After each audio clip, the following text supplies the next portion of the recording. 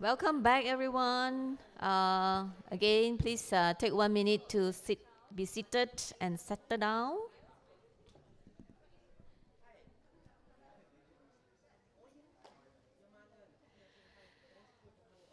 So thank you back. Thank you that you're back to the hall on time.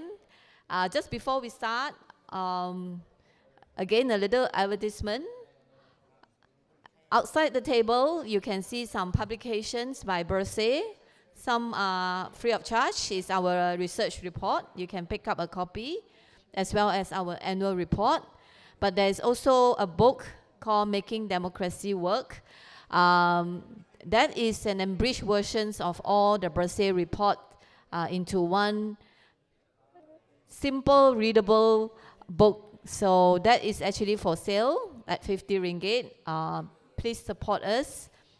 Pick up a copy before you leave the hall.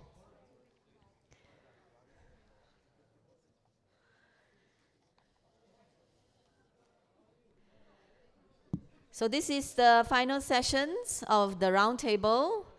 Thank you everyone staying put until the last sessions.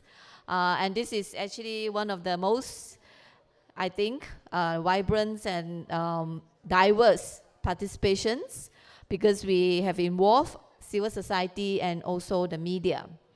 These sessions, we will explore the role of civil society in organizing for change and the significance of media as a platform and agent for democracy. So we have invited diverse speakers from all experts in their own fields and work, and we will discuss advocacy, lobbying in this new political environment. Can I have everybody's attention, please? And be seated. Yeah, sorry. Yeah. So for these sessions, I would like to invite Ms. Nirmala Devi Venkita, who is the Secretary General of Global BERSIH, to moderate these sessions. Nirmala is the Secretary General of Global BERSIH. She worked on electoral reform and engaged with Malaysia members of Parlimen and also Malaysian civil society to advocate for the rights of Malaysians diaspora. Please welcome Nirmala, who will introduce the panel and also the discussions this afternoon. Thank you, Chow Ying, for that wonderful introduction. Very kind of you. Thank you to all of you for coming back here. I can imagine after that delicious lunch, the thought of a nice afternoon nap is there, but that's not going to happen when you meet our speakers today. So without wasting any time, I would like to invite Mr. Marlon Nambrado from the Philippines.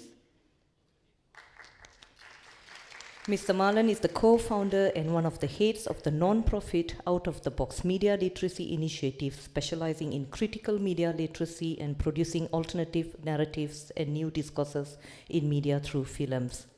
Thank you. Next, I would like to invite Mr. Tharma Pillai, a well-known personality in Malaysia. Is the co-founder and advocacy director of Undi 18, a youth movement that successfully advocated for lowering the voting age in Malaysia from 21 to 18 years old.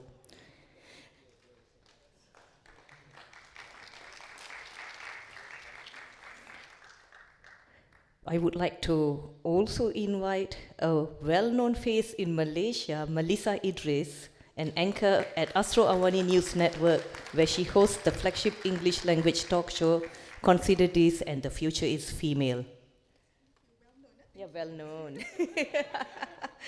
And we also have Radzi Razak, who is the spokesperson of the Gerakan Media Merdeka Freedom Media Movement, very aptly known as Geram, a well-seasoned journalist advocating media freedom. He is also experienced in public relations, volunteerism, and activism.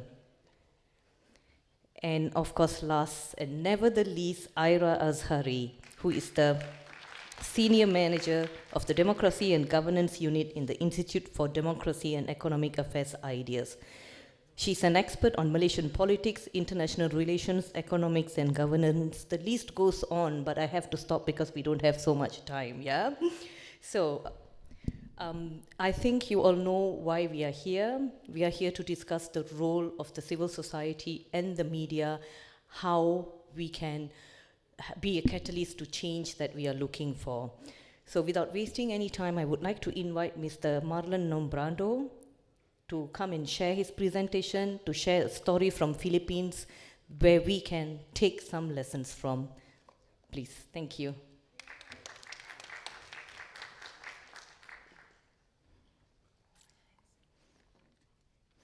Hi, everyone. Thank you, Nirmala, for the introduction. Thanks as well to CAF, to BERSIH, Global BERSIH, the Parliament of Malaysia for making all of these possible. So I am Marlon.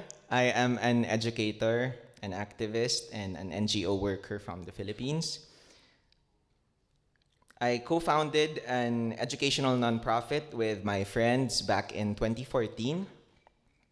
We call it OOTB, or Out of the Box. Sorry, I have to...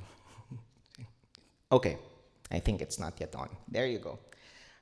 Since our establishment, we've trained thousands of Filipinos through our resources, workshops, and campaigns on countering disinformation, upholding press freedom and digital rights, and leveraging media for civic good. And I'm very glad, and I believe everyone feels the same, that we've finally arrived at the fifth and final session of this wonderful two-day roundtable on deepening democracy here in Malaysia. While there's reasonably very huge interest in discussing the operations of the Parliament in this program, we must not forget that we cannot talk about democracy and democratization without discussing civil society, the media, and the youth. One can even argue that the mark of a truly functioning democracy cannot be found within the halls of the government, but in the streets or in the everyday workings of its citizens. I'm sure all of us in this room can agree that trying to make democracy work is a truly challenging experience, a truly challenging enterprise, regardless if you are a politician, a civil servant, an NGO worker, a student, what have you. But this is especially truer when you have a fragmented society, which is one of the many ways to describe my beloved country, the Philippines. Social fragmentation due to affective polarization was on full display in the last national elections in the Philippines, which, by the way, happened almost exactly a year ago, May 9, 2022. In their study of disinformation and influence operations during the 2022 elections, Professor Jonathan Ong and his team spoke of the concept of parallel public spheres, not singular, but dual parallel spheres. These are, and I quote, highly and unequally radicalized information ecosystems that demonstrate immense difference in terms of both issue positions and issue perceptions. Basically, civic spaces, both online and offline in the Philippine society, have become radically divided. People cannot bear listening to views opposite theirs. And for this, the central role of social media platforms cannot be denied. Disinformation, propaganda, hate speech, racial, gendered, class-based, partisan hate speech. So one of the things that we did last year, prior to the elections, was this program called Share Mo Lang Voters Forum. Instead of the typical unilateral voters education programming, Share Mo Lang was designed to encourage young people to step out of their echo chambers and form a safe space where they respectfully engage with opposing views. If I am to borrow one of Marco's points earlier in the earlier session, trust. Trust is key if democracy is to work. Problem is, social trust levels is probably at its lowest in Philippine society today. Merely bringing people with opposing views together in one room is already a great challenge. So doing advocacy work outside of echo chambers is necessary, if not an urgent agenda for all.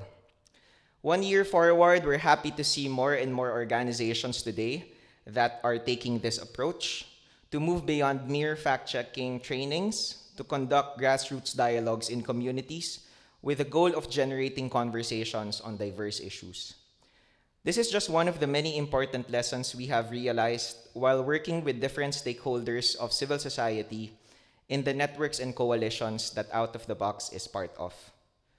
One of which is called Facts First PH. This is a multi-sectoral initiative that was convened by Rappler, composed of news media, NGOs, activists, academics, and legal institutions.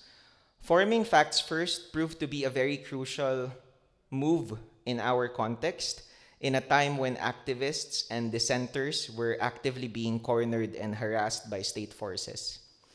Amidst shrinking civic spaces that was made worse by years of COVID-19 lockdowns, NGOs, activists, and likewise the independent media really needed to come together. This in spite of ideological differences, which are very palpable in many instances, political economic motives, which obviously differ for NGOs and private institutions, and other norms and traditions. You will see in this visual the number of organizations under Facts First PH, which continue to grow until today. The same thing can be said about the Initiative for Media Freedom, or IMF, a consortium of civil society orgs which Out of the Box is also part of. The mission vision of IMF draws the pathways from press freedom and free speech to the enhancement of democratic governance. Some key projects under IMF include the establishment of citizen media councils in different provinces in the Philippines, which is crucial in the discussion of the improvement of the work of local media. It also includes the provision of legal support for journalists who are targeted by so-called lawfare, or the weaponization of laws against civil society, and various civic-oriented initiatives by and for the youth. With our lessons learned in recent past, I am confident that Philippine civil society and media can persist, like it always does. But to my last point, doing what we have always done, or doing things the same way we've been doing them for a very long time, might not be the right way to move forward. I think many, if not most, CSOs and even the legacy media in the Philippines have been so used to a reactive instead of a more proactive approach.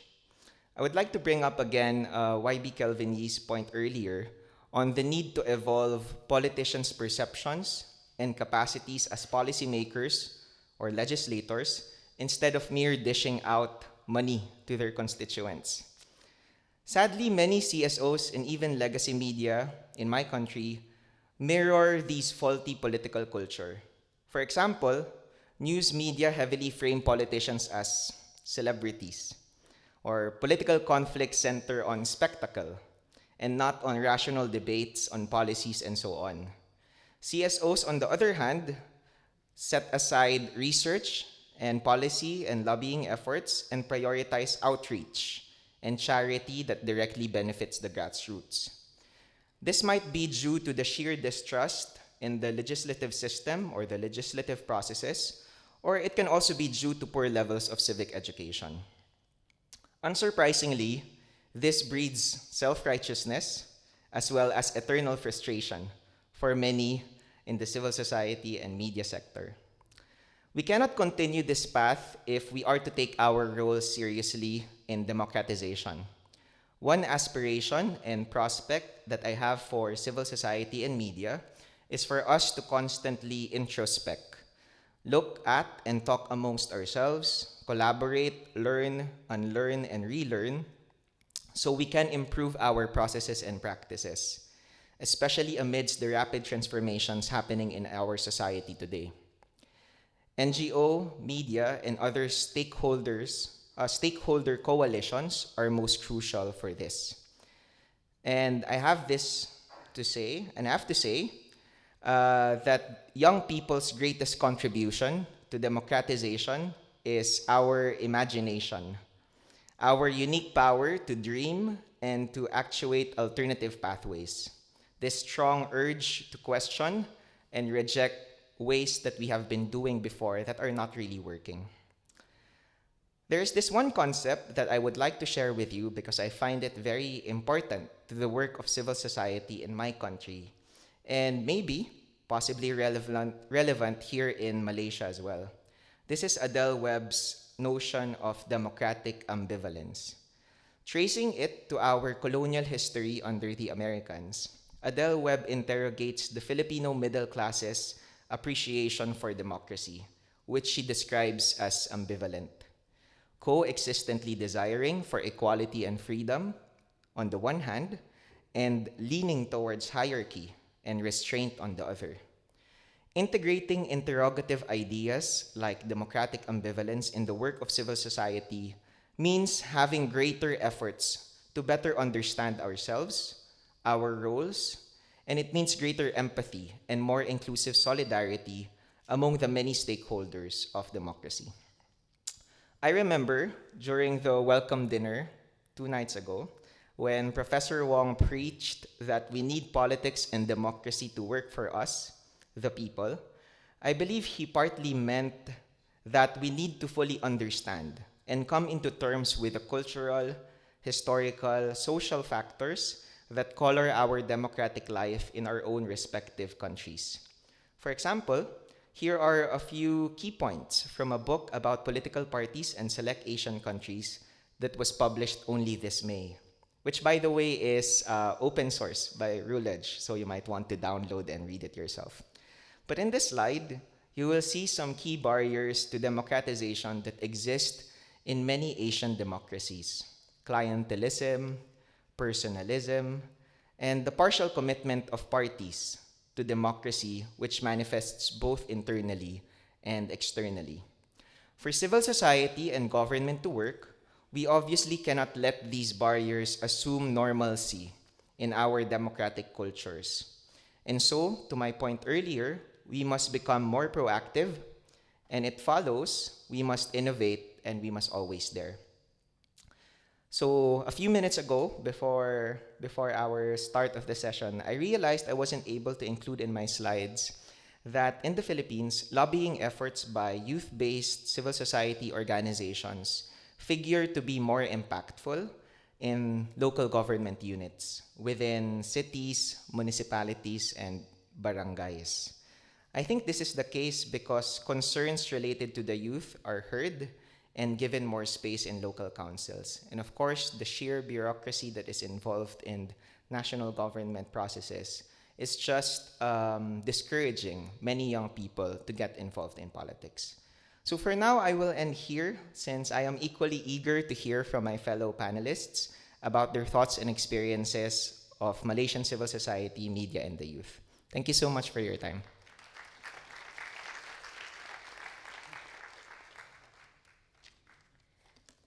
Thank you very much, Marlon. I'm just going to steal the microphone so we don't have to share the other two.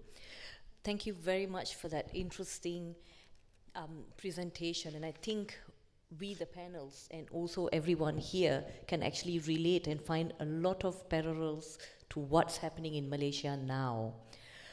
I think the word polarization has been very dominant the last 2 days. It has been spoken by every experts all over the world, local speakers.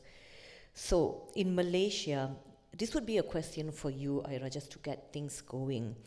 How can we mobilize the diversified society like Malaysia, and how can we get our political parties or parliamentary to have other narrative than just race and religion when it comes to mobilization of the society in Malaysia? Thanks, Nirmala, for kicking off the session by asking me the hardest question. But before that, thank you to you for the really enlightening presentation. I will be downloading the book right after this and hopefully be able to read it. And yes, I also see many parallels with what is happening in Malaysia and also around the world. So on your question, I've been obviously also giving this a lot of thought, especially after GE15 and how everyone's been talking about this tsunami or wave, the so-called green tsunami that's happened. And I think there are several ways to unpack this. Firstly, I think in our national discourse, sometimes this conversation about polarization and racism comes up, is usually triggered by something, and we always have scapegoats when this happens. So one of the common scapegoats is vernacular schools, right? So we always blame vernacular schools for, oh, why is it that we have a single stream of education for a certain race, and then we blame this for sowing mistrust amongst our citizens from a young age. And that is true to some extent, but I would love it if we can go beyond this kind of scapegoating. Firstly, if you look at the issue of education, I mean, I don't think vernacular schools is solely to blame. I think our education system as a whole is pretty much segregated. It's not just vernacular schools, but other schools are also solely focused on one race. It's not just vernacular schools. And secondly, I think we do not have the right platforms and spaces to talk about our differences as a people. We always talk about the really pretty nice things, our similarities. During festive seasons, we talk about how we go to open houses and we makan and we love each other's cuisines, and all of that is true and that's great. But I think the impact of panels before this have talked about one-party rule and how that reinforces certain power structures, right? So, and I think because of multiple factors, but we do not have these kind of spaces and platforms to talk about our differences, and why is it that we mistrust each other, and why do we have certain stereotypes of people of different races? And thirdly, I think has proved to be really harmful is the this inextricable link between religion and also race, particularly Islam and the Malay-Muslim link, right? So I think we have, over the 6 decades plus of our existence, we are just unable to separate these two, and this discussion has infiltrated our institutions. So state-level institutions that are supposed to be, at least if not neutral, indifferent towards religion. I believe that the state should be indifferent towards religion.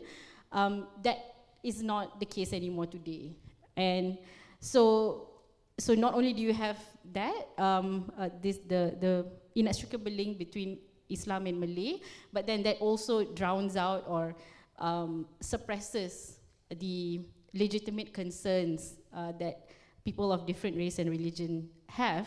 And that's not elevated to the national discourse because that's just not the priority, or that's not what wins votes, right? So I think there are several issues there, and it's not easy to move past that.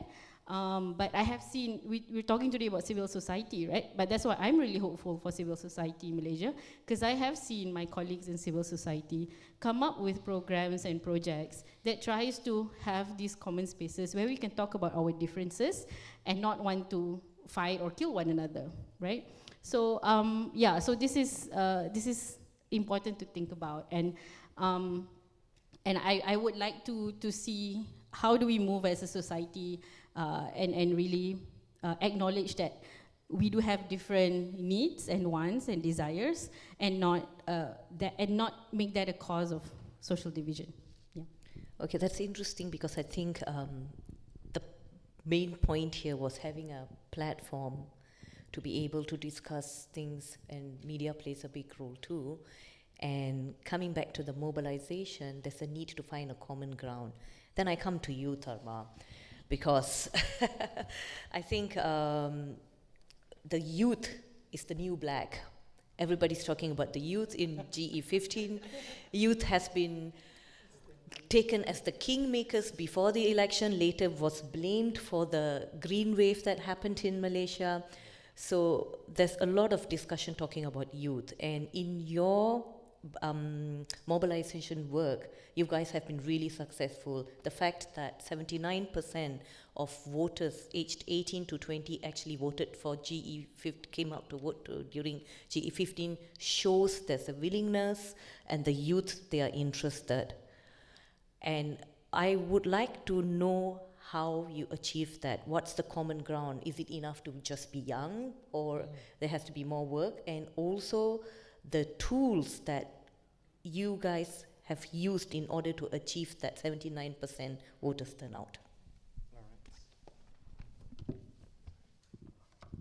All right, hi everyone. Thank you very much for the opportunity to speak. Thank you very much to Global BERSIH, to BERSIH and also KF for organizing. So when it comes to the youth, I think it is the enigma, isn't it? And a lot of people have a lot of questions. And for us, I think we can only grasp at some ideas, and we can look at certain trends and try to figure out what do young people really want, because the reality is that, and I really want to point this out, that young people are not a monolith. We are not a singular block, and there's not one single mind, unified mind, like, you know, if Dharma says this, therefore all these million young people will agree with him. Unfortunately, that's not true. I wish that was true, but it's not. So first thing is that I want to first and foremost challenge the idea of a green wave. Right? This is something that I've said even on election night, and it's something that I continue to say now. I don't necessarily believe that a green wave happened in the way that we believed it. So what is a green wave? A green wave fundamentally is a shift towards conservatism, right? That young people en masse chose conservative politics, that is supported conservative organizations. I don't necessarily think this is the truth. I think the reality is that Malaysia is a deeply polarized country already. Right? You look at multiple generations, and in terms of our discourse, in terms of religion, in terms of ideas of how we want to build this country together, we have huge, massive differences between us. And this is part of it, as Ira mentioned. It lies in our education system. It lies in our institutions. It lies in how we do our town planning and how we divide ourselves into different communities. So this is something that already exists, right? But what I would argue is that the movement towards, or the choices that young people made in this election was primarily led by the anti-corruption wave that we had for not just in this election, but was started in GE12, was started in 2008, was started by movements like BERSIH, right, and many other civil society organizations to fight against corruption, fight against mismanagement, and that's essentially where we are today. So what happened was that a lot of liberal or progressive young Malaysians had already decided to move camp. They decided to shift over and say that let's not vote for the establishment anymore. But what happened, the unique factor that happened in this last general election was that there was an alternative for your conservative voters. Because if you asked a conservative voter in terms of would you be comfortable in terms of voting for progressive parties or parties that are more that are less ethnocentric, right? Or parties that champion less on race and religion issues, that would be a deep insecurity and deep sense of discomfort with that idea. However, when there is an opportunity or when there's an alternative, that essentially represented the shift. So which means that young people did not become more conservative overnight. What just represented was that there was a shift where there was a credible enough conservative option. So, and you saw that in the polls, right? I think Dr. Bridget Welch did a really great analysis showing that the top two winners of the youth vote were Pakatan Harapan and Perikatan Nasional, two polar sides of the ideological spectrum, but they won big, right? The biggest losers were, unfortunately or fortunately, depends on who you are on your stance, political stance, was BERSIH Nasional, right? Because of the perception of corruption, perception of arrogance, right? These were the key things that were there, right? So I think that was the first part that was very important. Number two was that, for me, I always believed that young people care. Young people are interested. Young people want to be involved, right? And that was why we fought for Undi 18. And that's why we continue to fight for Undi 18, because for us, we always say this, it's not just about the right to vote. Rights is just one layer in terms of democratic discourse. More than rights is representation, right? Are you represented enough in Parliament? Are you represented in terms of the issues that you believe in, and in terms of the issues that the government is championing to make your lives better? That's one. Number two is, of course, responsibility, because rights must come with responsibility. Are we educating our young people enough? Are they sufficiently given the right tools? Are they given the right responsibilities suitable for their age in society? So I think all this comes hand in hand, right? Not just rights, but also representation and responsibility. So for me, I think as an organization, it's something that we continue to want to be able to champion, and we want to continue to fight for. And that is something that resonates with many young Malaysians across the country, that believe that this is something that we need to fight for and we need to fix. That a lot of things with our political system is not right. That when we see our politicians being corrupt, when we see our politicians doing very dodgy things, when we see our politicians, doing things that are completely not in the interest of the general public, but it's only in their own personal interest, it's something that needs to be changed. And there's a lot of willingness from young people to take the risk and let's try with the other side. So for me, I think the biggest improvement that I want to emphasize or want to champion is that number one is, of course, we should give more, more information and more structured systems of understanding so that. So there are lots of laws, direct, indirect pressure that actually makes it difficult to do balanced reporting or to be more transparent. And we can be proud that we got promoted from number 113 in the World Press Freedom Index to number 73. It's a movement to the right direction, that's true. I'm interested to know if that really reflects the reality today. And I would like to know also, what do the parliamentarians or the civil society need to understand about the role of media, and how can they support and work with the media so that the media is given the chance to fulfill its purpose as the watchdog and the fourth pillar of democracy? Thank you, Nirmala. Hello to fellow panels and everyone here. I'm Razi, and from an organization called Gerakan Media Merdeka or Geram. So we've been doing media advocacy and mostly highlighting the problems that journalists and media organization have. That was sadly before this wasn't really highlighted, not being discussed by the government or anyone in power.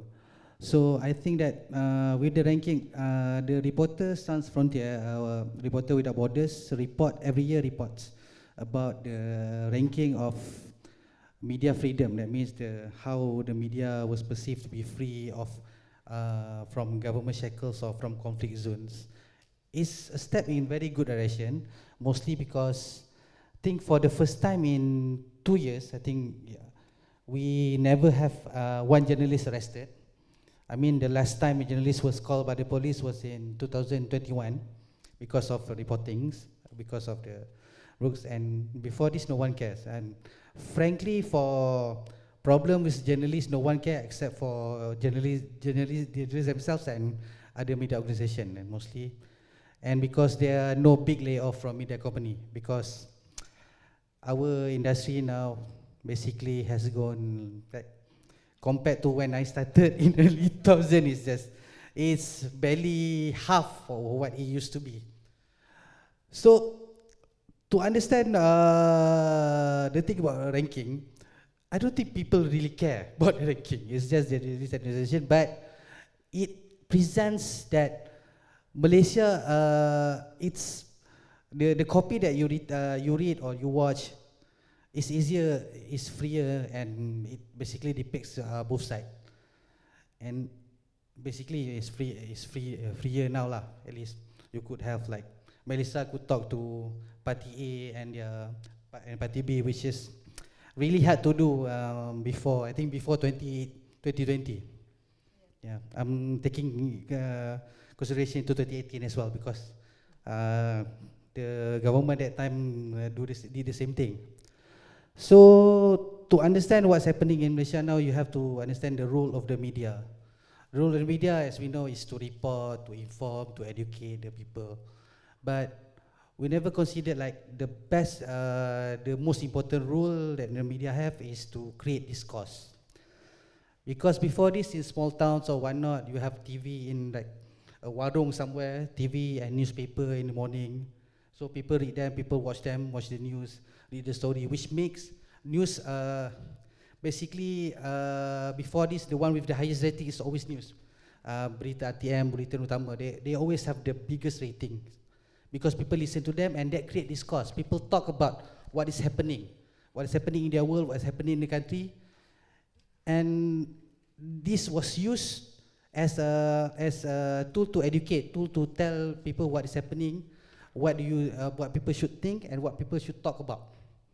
Sure, we have like we are really like a shy society. We don't really talk about what's happening, but people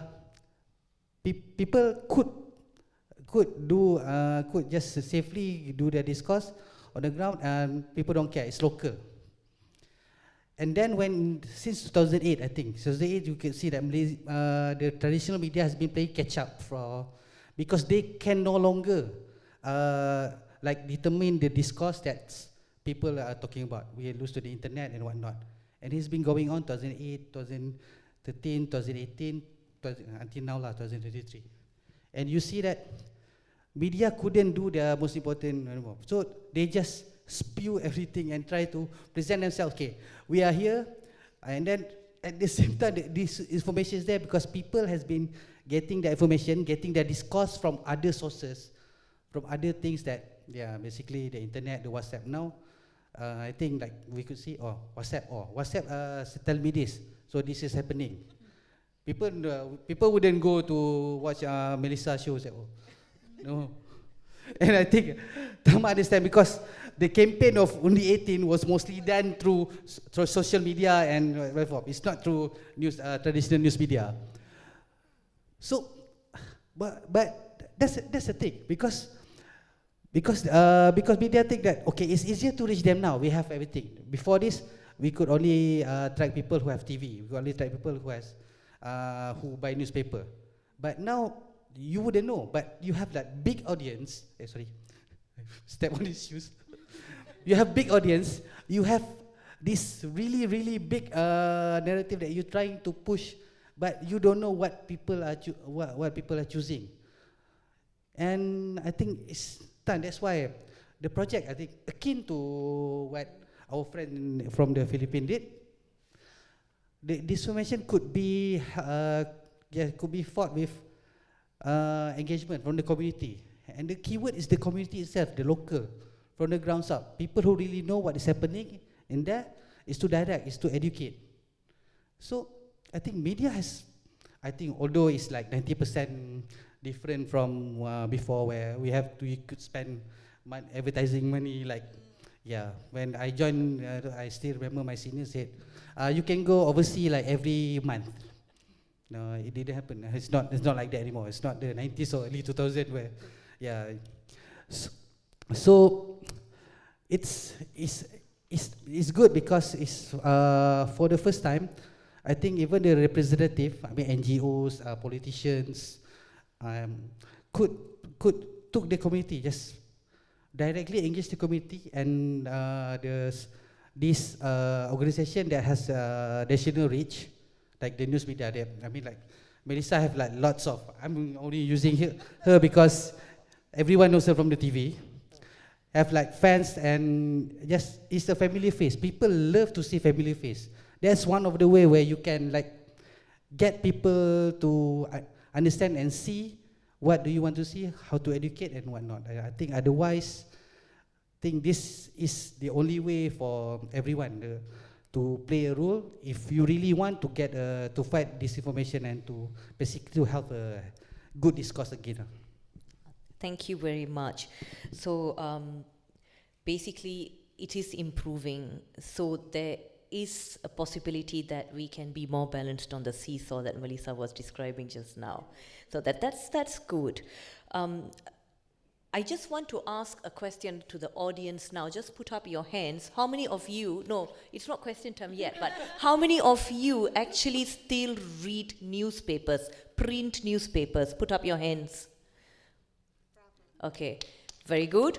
How many of you get your information? That means in Facebook, Twitter, TikTok, everywhere else. Okay, not real information, not to spy on your neighbors, okay? So, okay, so if these were the people you're going to mobilize, you realize that all of us have to move forward too.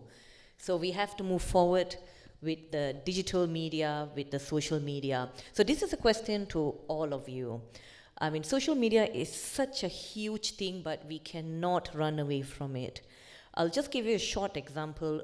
I represent an organization and we advocate voting rights and mobilize overseas Malaysians all over the world. That means we have to mobilize overseas Malaysians that live from Antarctica to the Fiji Islands.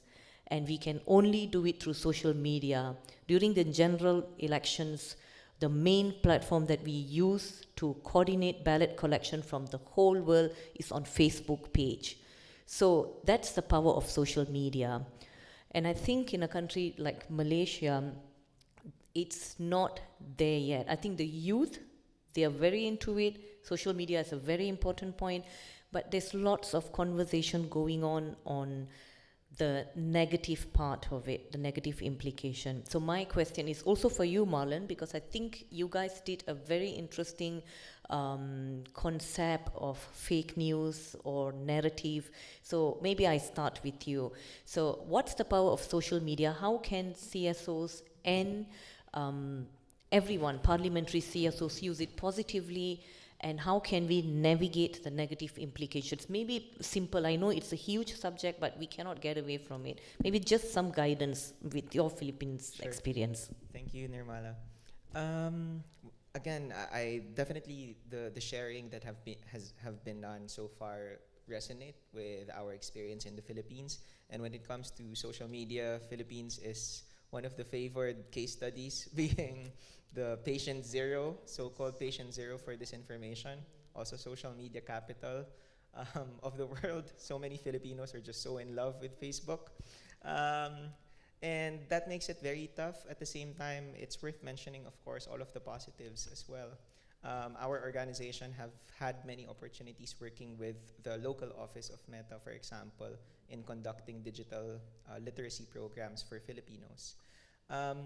But at the same time, I think the point that I just want to share is how the shift from this very positive perceptions on the impact of social media to democracy, when it started during the Arab Spring in the early 2010s, they were all saying that social media is so crucial to topple governments, such as what happened in the Arab Spring, early 2010s.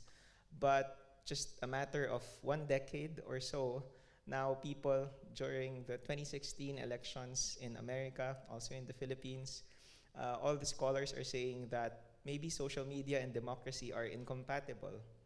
And so at this point, scholars are just trying to, they use the term cautious optimism to talk about our supposed relationship with social media and its role in democracy. Cautious optimism because we have to recognize all of the positives that it can bring, connecting people for mobilizing, for example. As you said, social media is very crucial to migrant workers, for example, which is something that is a very crucial component of Philippine population. All of the migrant Filipino workers all over the world make use of social media to get together, to mobilize, to learn about what is going on in the country. But at the same time, because of that reality, politicians know that in order for them to mobilize voters, they feed all of these overseas Filipino workers with disinformation.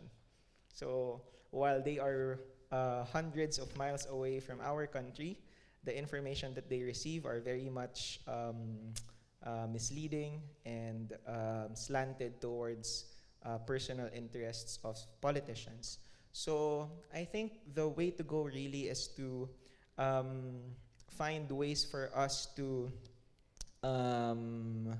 demand more accountability from platforms.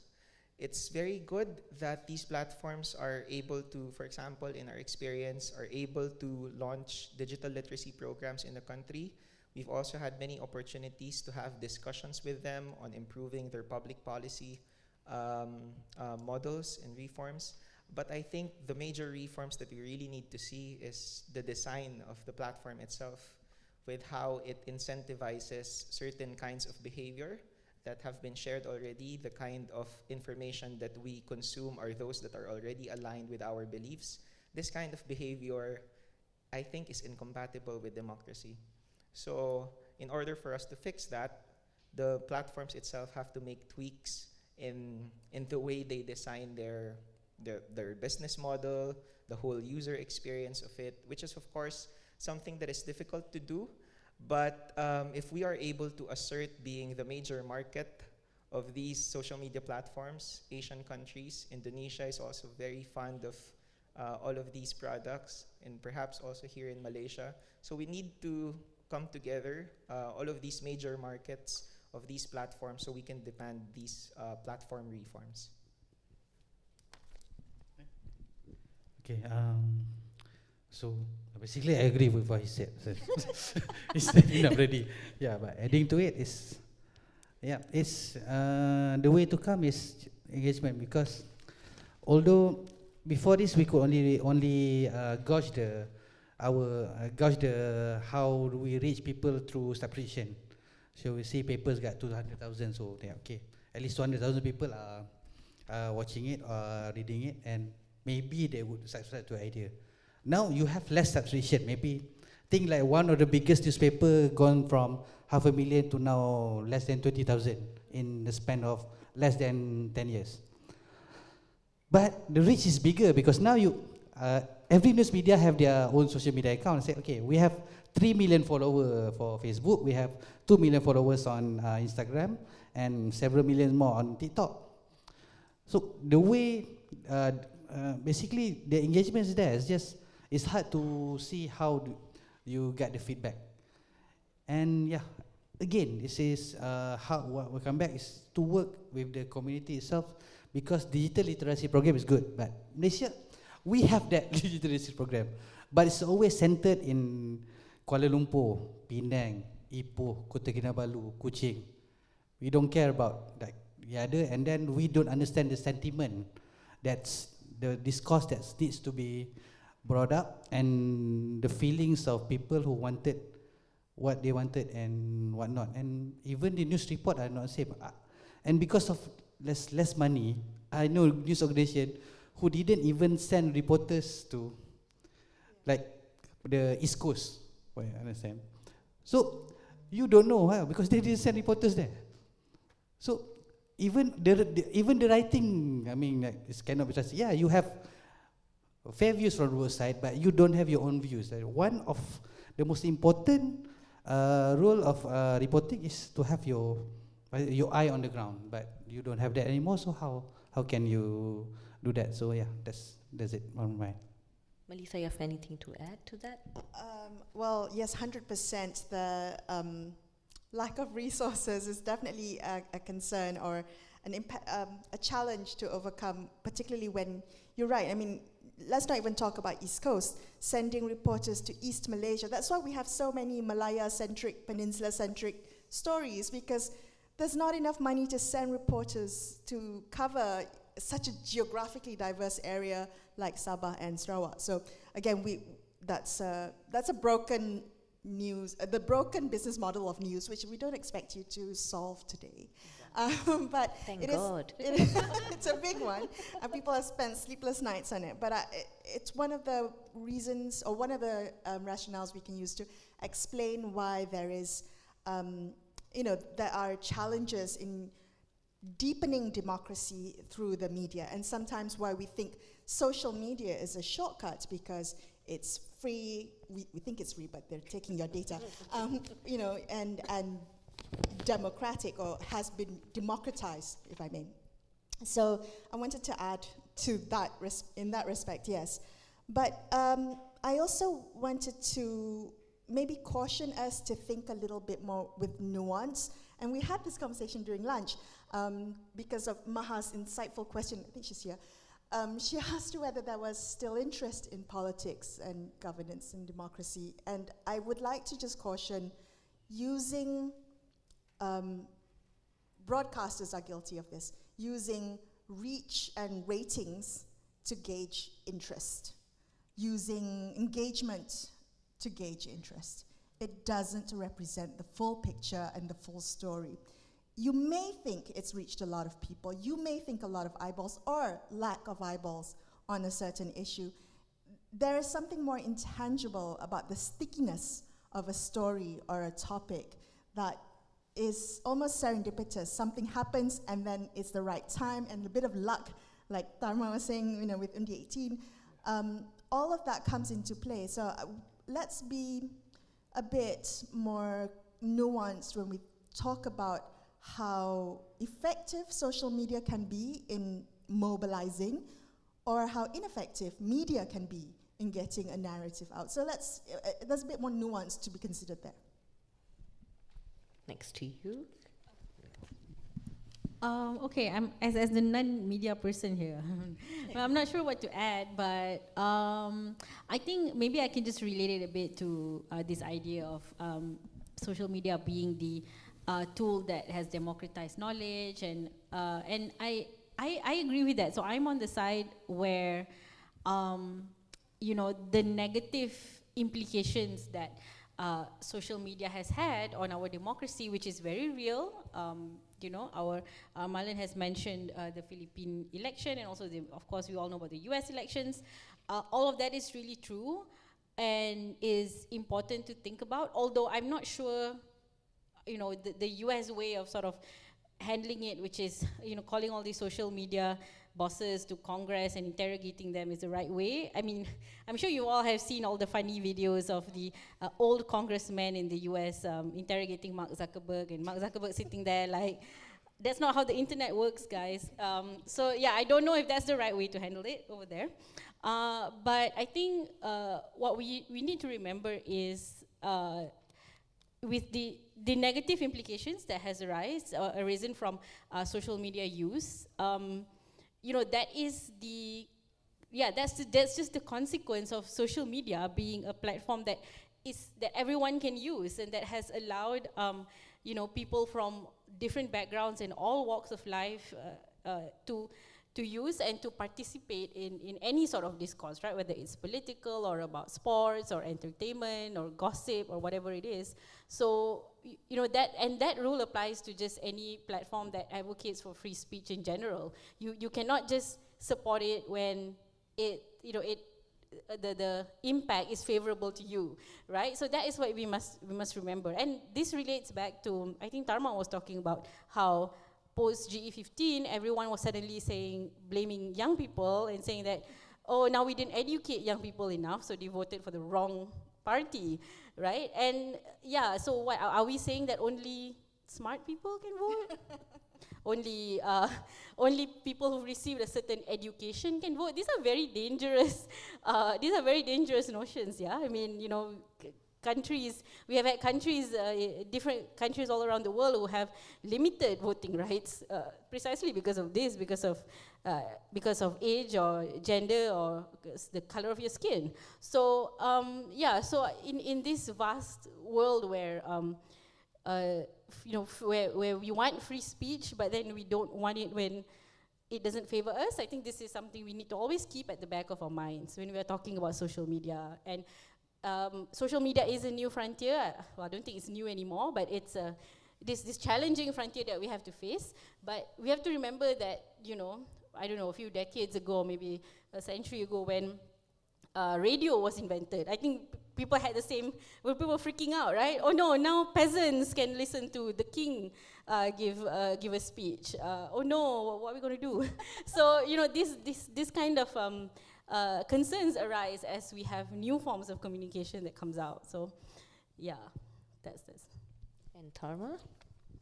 All right, I want to just talk about two things. Number one is the question of how can CSOs react or work with social media.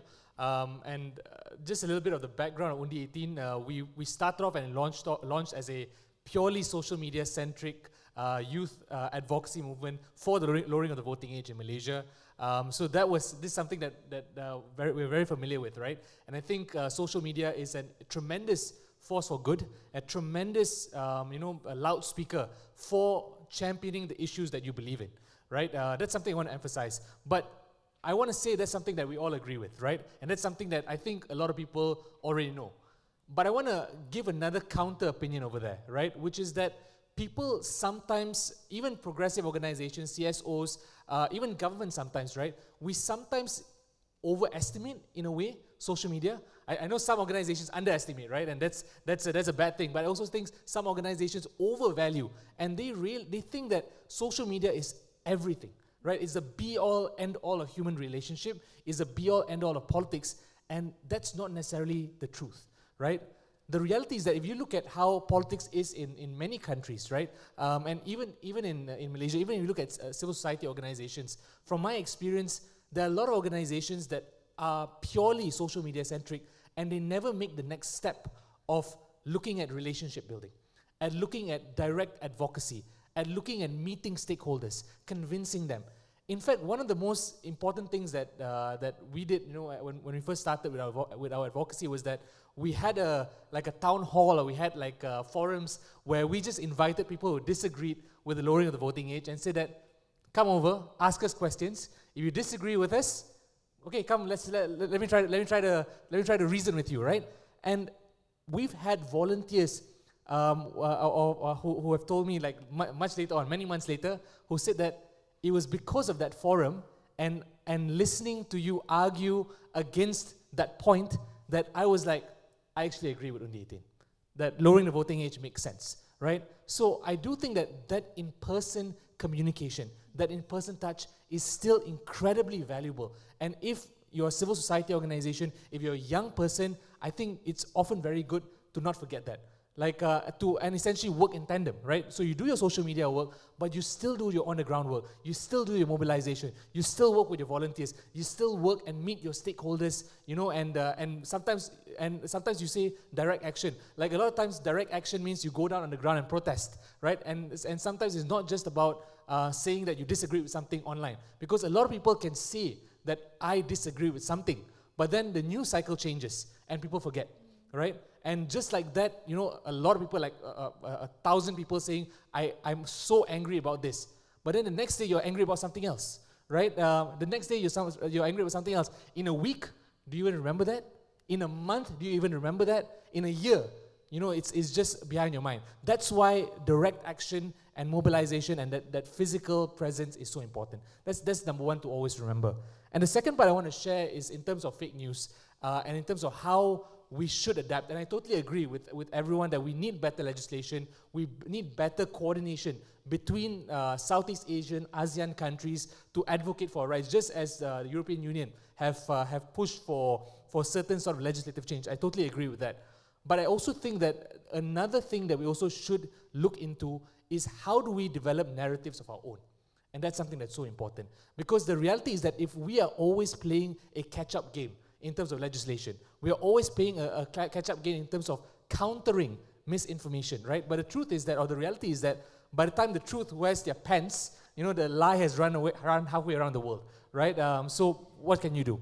So for me, I always believe that if you're a progressive organization, or if you're an organization that wants to push your narrative out, you just have to go and just do it, right? Just have to be aggressive about it, just have to be relentless about it, be persistent about it, and put your narrative out there. Of course, you have the certain strategies. Of course, that's a conversation for another day of how you can do it better and all that. But the idea is that you have to say or speak your own truth, right? And not just be responsive in nature. And I think the challenging thing about social media is that often when we react to something, it even gives more credibility and more fire to the original attack, or the original fake news, or the original disinformation. And that's how the algorithms work, right? Not in your favor, against your favor, right? So I think that's something that I want to emphasize, that we got to change our strategy, and we got to rethink a lot of things as we grow into a world where social media is so important. Maybe, we have to reflect and see what really works and what doesn't work. Right? Thank you, Tram. I think it's a good point. We have to balance having 1,000 people on the streets and 1,000 likes. There's a big difference. I would like to thank the panels very much for the very interesting, exciting exchange today. I'm sure the participants are just waiting to ask questions and grill them and roast them. I'm getting very excited about it. So, any questions from the audience? I told you, like, let me start. 1, 2, 3, 4. Oh yeah, I forgot they're at the back. So let's just make the first round and then we'll go for the second round, okay? Thank you. May I begin first, please, because I have to run. Hi, I'm Senator Ras. I'm over here. Sorry, I'm a bit short. Being a media person, a veteran media person, I really appreciate hearing all your views. I thank you. But I think we have to come down to the ground and realize that not everybody is savvy in social media. We still have a lot of people in the rural areas who don't even have a phone, you know, to go through FB, or don't even know how to use them properly. So on your idea just now to also do things traditionally is good, because we really need to go on the ground. That's one thing. And we have to realize when we use social media, you know, sometimes people think that they have the right and the prerogative to just hit and you know, scrutinize or, you know, bring someone down. They don't realize that there is a human being on the other side. They don't realize that they're hurting somebody's feeling. So the most important thing is we have to make sure we manage people's perception. What we would like them to do and have them understand, we go down and speak to them like how we used to do before. One is going on the ground. Yes, we can use social media, but also use, you know, like play with their hearts and their emotions. And then we talked about how is it that the younger people, we spoke about they are coming out to vote. Actually, out of 10, realistically, probably only 3 or 4 wants to do it. You know why? Because they only do it because their parents are doing it. They say, Mom, Dad, are you voting? Who are you voting? A or B or C? Father or mother says A. I say, okay, then we'll just vote A. They don't have a mind of their own just yet. So that's why it's very important for us to educate them, even from school, to understand how it works, democracy. And I have to tell you that, you know, during the elections, a lot of the youths, they stay at the stalls. They sit down and they drink teh tarik, and somebody comes up to them and say, I'll give you $50 or $100 and you go and vote. They're like, they look at each other, okay, let's finish our teh tarik first and then we'll go. That's how it works, because they're not used to it. So it's very important for us. If we want them to come out, we have to educate them and make them understand. Secondly, you think that social media is the thing? Not really. Veterans, old people, you know, the otais, we call it, they still prefer for us to come down on the ground and speak to them eye to eye, you know, and say, this is situation, this is what it is, you know. And social media is social media, but the reality is on the ground. We're talking about people. If we want them to come out and vote for us, we need to make them understand. And having adab is having manners, the way we speak, the way we reach out to people. That's very important. These days, everybody is so quick sending messages out on social media, like you're talking about, you know, like some things they write about, it's not the truth. I mean, being in with Bernama, you know, we have fact checks. But like you said, by the time the truth comes out, all the lies goes out. Fitnah is out there.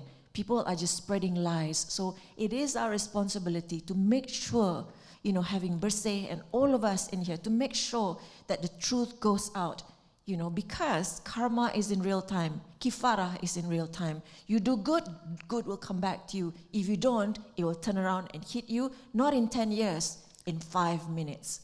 So if you want something, go out, be there. You know, just get up, dress up, and show up, and tell them this is what it is. I'm a leader, and I'd like you to vote for me. This is what I am all about, not just on the phone.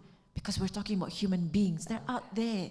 The makciks, the pakciks, the uncles, the aunties, they want to come out and listen to us. The younger generation, they want to be there and be part of everything. Thank you very much for your perspective. I think you're trying to say that we have to have a balance as we move forward. I think that's the point. Can I have the next question, please? Yeah. Thank you. Ui Heng from the Kuala Lumpur and Selangor Chinese Assembly Hall. My question is to all the local panelists. I hope each of you will reply to my question. In the context of media freedom and democratization, what's your comment on Fahmi Fazil's performance as Minister of Communication and Digital. Thank you. Who would like to take the question? Okay, go for it, Melissa. All right. Wow, you really gave us a tough one there. Technically, Fahmi is like the boss, right, for all journalists. Okay, here's what I can say. I haven't interviewed him yet as minister. He hasn't set a date yet, which I am putting out there in the universe. But what I do like in my observations is he's got really interesting people heading some of the legacy organizations. His portfolio is not easy, it's huge, it is massive. It's not just communications, it's the technology around communication. It's entertainment, it's culture, it's soft power, all of that. But he seems to have been able, in the short time that he's been in there, to get the buy-in of the civil service and place very smart and effective people at the heads of these organizations. And while I think we have to be patient for change, to see change be implemented and strengthening of these organizations, I think there's a start there. And that's my observation. I can say that honestly, that I like what I see in terms of the people that he's picked to move his agenda forward. Can I add one thing? Okay. As we know, 2 days ago, we had one meeting for Malaysia Pro-Term Media Council. And under Fahmi leadership, we almost finished the draft of the Media Council, the first ever Media Council in Malaysia. And actually, the conversation about Malaysia self-regulating media has been going on since the 70s. So I think Fahmi now is heading to the right direction. I wouldn't say anything personally, but in the media freedom sphere, it is heading that. I think we could have, like this year, we could table our first Media Council Act in Parliament. Oh, that's positive. I would like to, not on Fahmi Fazil's performance, but I would like to add just some comments on, that was, I'd just like to add to some of the comments that's been brought up. It's, okay, firstly, I think, again, especially after PRU 15, more and more talk has come about how we need to educate our young about democracy and about politics, which I agree with, that we really need that. But I think I have several concerns about that. Because firstly, I think every time we talk about educating our young people, and I think, I'm not sure if Maha probably has brought this up before, but if we do it through schools, it will just be another part of the syllabus, and then it'll be an exam, and then teachers who are already overburdened with work will have to mark yet another exam, and students will just do it to pass an exam, which we all clearly know doesn't work. So how are we going to do it? I think is something we need to think about. That does not overburden our teachers, that does not give our students more exams. I'm personally a fan of, why not we try out electing our student councils in schools, right? If you really want to teach kids about democracy, that's democracy. Yeah. Practice it, right? But I mean, that requires an entire paradigm shift in how schools operate in general, that I have no idea if that's even possible. But for me, if you want to teach kids about democracy, let them practice it. You know, run a political campaign in school. I mean, a campaign for your, whatever it is that you believe in, right? That's first. And secondly, I think when we talk about educating our young on democracy and on politics, I mean, if we are going to educate young people about democracy, technically it's telling young people that use your right to vote for whoever that you believe in or that you want to see leading the country. Yeah, and my fear with some of the progressive voices that I see coming out saying that we need to educate our kids on democracy, what some of these voices actually mean is you need to educate our kids to vote for the right party. Okay, and you know, this might sound a bit controversial, but I think my fear is that, and again, as we have also said in this panel, you know, having the right to vote in a democracy means you can choose whoever you want to be your leader, whichever party you want, yeah? And again, those who are fearful of the so-called green tsunami or the green wave, I think also forget that the green wave, which is past, has educated children for decades, since they're young, from kindergarten, right? So, so they have done this education. So what is the so-called progressive answer to that, right? So this is something that we don't really think about when we talk about we need to educate young people. So and again, there's always a fine line between, saying that we need to educate our young and also being, what Melissa and Tarma was saying, which is like, assuming that our young people don't know things or they don't want to participate. Young people are at the forefront of so many causes in Malaysia and around the world, yeah? The Lawan protest, the Hatal Doctor contract protest would not have happened. The climate change protest would not have happened without the passion and the interest of young people, right? But what is lacking is young people's interest in partisan politics. And we can have a whole other panel on why that is. And I think that's on political parties to reflect. Why is it that young people are not interested in joining us and running for elections? That's a whole other panel that we can do a whole other panel on that, yeah. Tarma, before you answer, I'll take a few other questions and then we can compile it, yeah? Please. Hi, my name is Anusha. I'm representing Mekar Kami, a youth-led group championing political participation for women and girls. So based on the earlier discussion, we discussed the role of the media, CSOs, and the youth in shaping discourse for reforms and change. However, I think we need to consider the aspect of safeguarding young people and children that CSOs and media choose to spotlight in public, especially where they would risk educational opportunities and even backlash in their own communities as young people who speak about political issues. So my question is, how have you, as a media practitioner and CSO leader, protected and supported minors and young adults from these repercussions? And my second question is, youth politics and advocacy is so personality driven. So what are your thoughts? How do we branch out from that? Thank you. Thank you. We'll take one more question from the other side and then we'll start.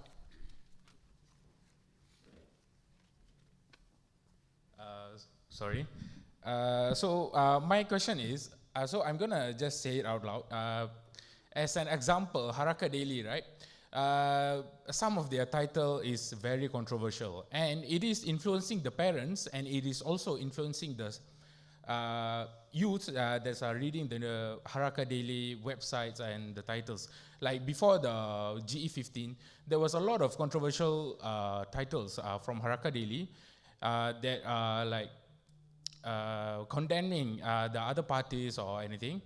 Then the other thing, my question is, how do we prevent our youth from getting into that bubble of like people from Haraka Daily influencing the youth and parents to go to a certain party by using fake news and more? And my another question is, so Undi 18 have done a great job by lowering the voting age, which is above 18 and above.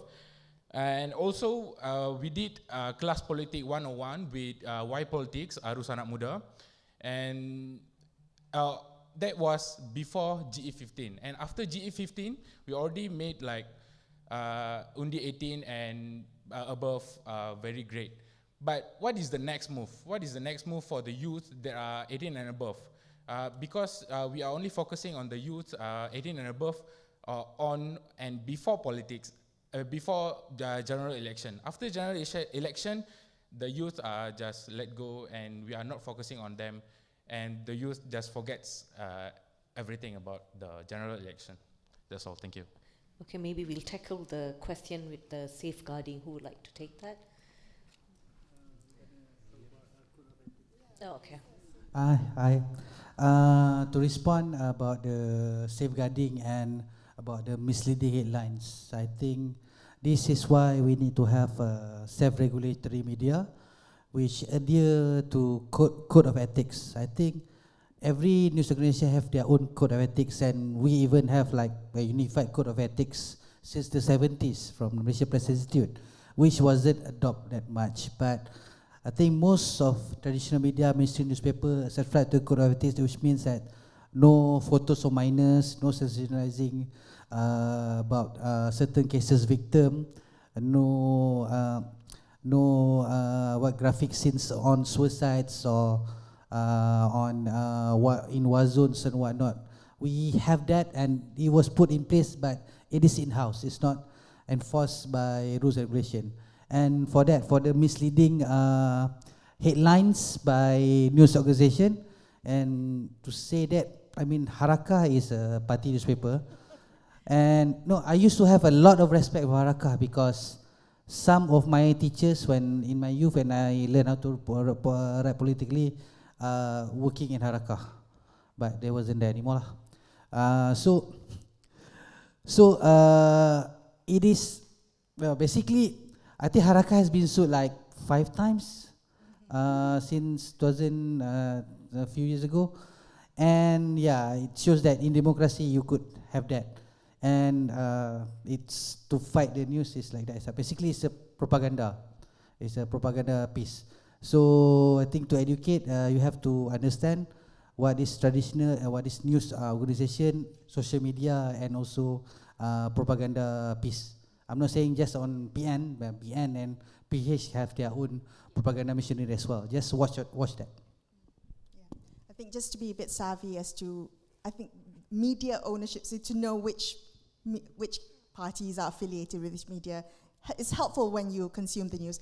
Just very quickly to address the safeguarding of minors.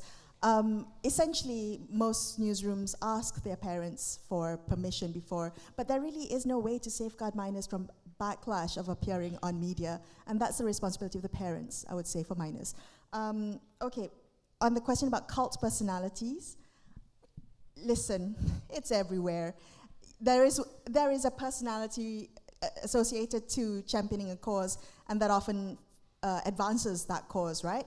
But what I do want to point out, perhaps in the Malaysian context, is the cult personalities of politics. I think Marlon mentioned a bit earlier about politicians as celebrities in the Philippines. We have that here too. We also have this glorification of politicians. I do say it is more obvious during times of crisis. If we saw during the pandemic, there was a lot of hero worshipping going around. We often frame times of crisis like the pandemic and constitutional crisis and political crisis and fall of democratically elected governments. We often frame those times in terms of war framing, where we think that a few good men, and I stress the word men, will come and save the day, right? So, and that's often a Malaysian, the way we often frame or we look at it in terms of savior and scapegoat, and we want those saviors. And that's sometimes the media often plays to that tendency. And I confess sometimes the media also is complicit or is at fault in not challenging those assumptions. That's just my input. Dharma? Sure. I think you've covered those parts. Yeah, because there are a couple of questions about Undi 18 I want to sort of respond to. So number one is that what is the next move for those who are 18 and above, especially post-elections? I think that's something that's very relevant, very important. For me, I want to share and want to advocate and want to emphasize that we got to talk about gerrymandering, malapportionment, right? That's something that's so important. I know we like to talk about education, but the reality is that even if you have a very educated urban population, which most young Malaysians are, if your power and your ability to influence change is minimized because the system, the democratic system, is biased against you, then it's difficult, right? You can invest in all the education we want, but we won't get the outcomes that we want in an ideal world, right? So we have to fix the system. Right now with malapportionment, when you compare the smaller seat to the bigger seat, there's a difference of almost 11 times, right? 11 times their value of the vote, right? And that's something that is, I think it's something that's absurd. that we have to be able to fix together. That's number one. Number two is that I do think that, that of course we can do more in terms of institutionalizing and emphasizing. I don't believe that we need to change any syllabus because there's a lot, honestly, there's so much in our syllabus already. It's just a matter of reprioritizing and sort of figuring out within our current mechanism, how do we elevate certain things? For example, in Malay language or English language classes, could we have conversations on society? Could we have, ujian lisan or your public speaking on certain topics of society or policy? It's just minor shifts within the system that will not burden a teacher that has that huge effect over the long term. So I think those are things that I want to emphasize. And the last part, I just want to respond to Ms. Samantha just now, where she talked about how young voters go out because their parents vote. So there's a few things over there. Number one is that based on research by Ilham Center, that's actually not true. Right, because the research has showed that young urban voters tend to overwhelmingly, based on record, vote away from what their parents decide. That's something that's there, but the trend is different with rural voters. So rural voters tend to be more community-centric, more family-centric, so there is that attachment to family ties and what your family has. But you look at evidence, right? When you look at 2013, you look at 2018, and you look at our recent general election, young Malaysians often voted very differently based on data and stats compared to what their parents voted. In fact, in 2018, when PH came into power, young voters overwhelmingly voted for PH, and their parents overwhelmingly voted for BN. So to say that young voters are just following, I don't necessarily think that's true, although of course we should emphasize education and improve the process, definitely, and improve political maturity. I totally agree. But I do want to emphasize young voters are voting independently. They are taking into account a variety of opinions, including their parents, and including social media, including their friends. And I think that's part of what makes democracy work, right? But of course, we can make it work better, and that's a conversation that we have to have. But that's the fundamental core principles of how democracy is, right? Thank you. Thank you so much. Can we have the next question? We'll make the next question round. Yeah, we'll start with you. Allah. Okay. Hello, good afternoon. I'm Huda from Sisters in Islam. So basically, this is my comment throughout this discussion, right? With regard to the young voters, I think I would like to disagree with Dharma because you said that the green wave is actually something that is not, that is not so true. But we already predicted that in 2022 with Merdeka Center and Sisters in Islam survey, Muslim Youth survey, where we found that 82% of Muslim youth believe that Quran should be the source of our constitution. So basically, we actually underestimate the Islamization process that happened at the political level and also at the cultural level. So I tell you that political Islam really focuses on youth as the one who has been brought up in an Islamist environment. We already we are taught to be politically aware, to change our society and our country to become more Islamized. So the idea of political Islam, we never debunk that in front, in public discourse so much, but it really affected our society, our societal fabric and the way how, they behave. And they had done this for decades. My parents and me and the younger generations. So what we found in that survey was that our youth of 15 to 25 the Muslim youth basically are more conservative than the youth 10 years before, because we had conducted the same survey in Indonesia as well, Malaysia. So we found that. So, because you mentioned about the anti-corruption is part of political Islam idea. It's because the idea of you must choose a political leader that is clean of sins and whatever. So anti-corruption is part of that. So it's basically political Islam has been successfully penetrated our society at the very deep level. And one of the things that I found is that even when I was very at the young age, I also believe that Quran should be the source of our constitution. And it's really hard for me to undo that until I just got to realize that at the age maybe nearly 30, I realized that this idea is not true. So what I'm trying to say is that not many work has been done to undo this indoctrinated idea where Islam should be the main source of the policy of this country. So I think this is the task upon all of us, the liberal progressive CSOs to really work on how to undo this political Islam idea in our society. That's it. Thank you very much. Thank you. Hi there, my name is Dia Rizki from Jejaka. I'm an LGBT activist and advocate for HIV/AIDS awareness. So I wanted to talk about the point about impartiality in media that was raised by Melissa. In my opinion, I think impartiality can come off as a little dishonest sometimes with regards to reporting.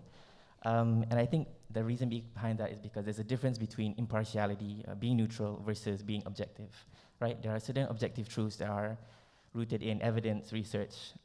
So under the guise of neutral discussions, impartial discussions, there's always, on one end, you have experts in their field, who do a lot of research, and on the other end, you have full-blown transphobes, homophobes, racists, right? So how can you justify that as something neutral, right? So, and maybe this is not so much a problem in English media, but I think with regards to media that is mainly in Malay, it is quite an issue. Sinar Harian, for example, they had a discussion about PrEP medication to prevent HIV. And on one hand, they had Dr. Adiba, who has decades of research. He's a doctor, expert in AIDS. And on the other end, we had Dr. Rafida Hanim, who's a known transphobe, right? So I think this is problematic because the discourse that follows these sort of discussions through social media, through real life, real lived experiences, it affects the key affected populations of HIV in accessing life-saving healthcare. So my question is, I think, what is your view on this? And do you think that large media bodies should take an objective stance on what is right? And if you do believe so, what is stopping you from doing that? Thank you.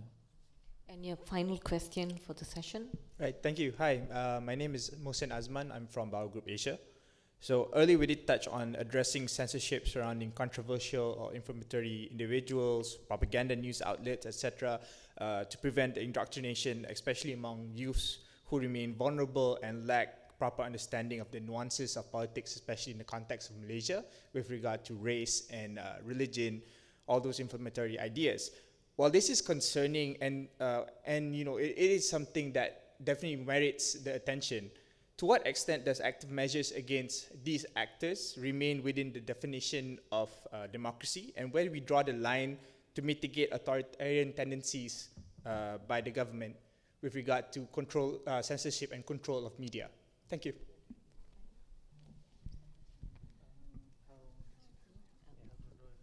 Ira, would you like to take the final question first? Yeah. I was thinking maybe I'll respond to Huda's question. Okay. Thanks, Huda. I think Huda and I have been in countless forums discussing this topic. Before that, I think what apa yang Huda cakap tu is I agree, and it's definitely a concern. Although I do think we need another panel to discuss that, but I'm just bringing it back to what I mentioned earlier about I think some of the mistakes that I see, some of us in the sort of liberal or progressive CSO movement makes is underestimating the impact of political Islam, of Islamization of our society. And I'm sitting here fully aware that these kinds of conversations are difficult to have because when we talk about this, then people, it's very easy to spin it into it's Islam's fault, which it is not, obviously. And I think post PRU 15 again, this continued discussion about educating our young, and this goes back to what Maha said. What is educating our young? What is that common values, or how do we do it? Because if you want to educate our young on on constitution or how Malaysia is founded, then we also need to have that space where we talk about our history, or the compromises that were made when our country was founded is there, it's real, right? So and that UMNO, MCA, and MIC got together as a coalition that with different parties that took care of the interests of different races, and again, that also relates to what I said before of having a platform where we need to talk about these differences. And, it's not just like, I think some of the discourses that I've heard is also like, to counter the Islamist narrative or the Islamization narrative of the other side is, you must portray Malaysia as a, we are a liberal, secular nation. I mean, that's not really true either. Religion, especially Islam, is embedded in almost every facet of our society. And having this idea that the counter to that is to make Malaysia more liberal and secular, I don't think that is possible, and I think that is also discounting the impact of Islamization and also the very real concerns and fears that people have of, when you talk about Malaysia needs to be more liberal and secular, whatever that means.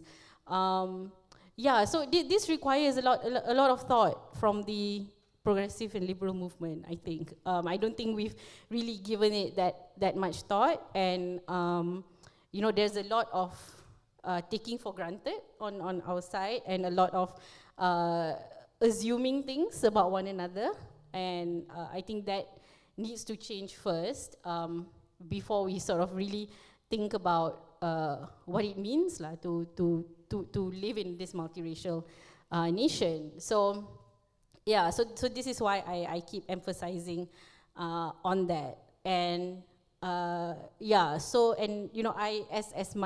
work in a think tank in public policy, and I have sat in meeting rooms with politicians from all sides, including from PN, including from PAS, and this impression of them being very conservative, very religious, very, that's not always true. There are professionals and people who are very articulate in institutional reforms, in anti-corruption, in human rights even, who are represented in their party, right? So maybe that's room for us to engage as well, right? So so I think that's my my response to that. And there was another question on social media being used for social media being used for hate speech or to perpetrate authoritarian. I think this is a difficult one, because for me I think Melissa talked about the seesaw, right? Which I like that analogy, because when thinking about how social media can be used and weaponized for authoritarian tendencies, how do we balance regulating that with potentially going after speech or regulating opinions and speech that we just don't like, right? So I'm always really concerned with that. So I'm always on the side of of caution when it comes to regulating, controlling social media.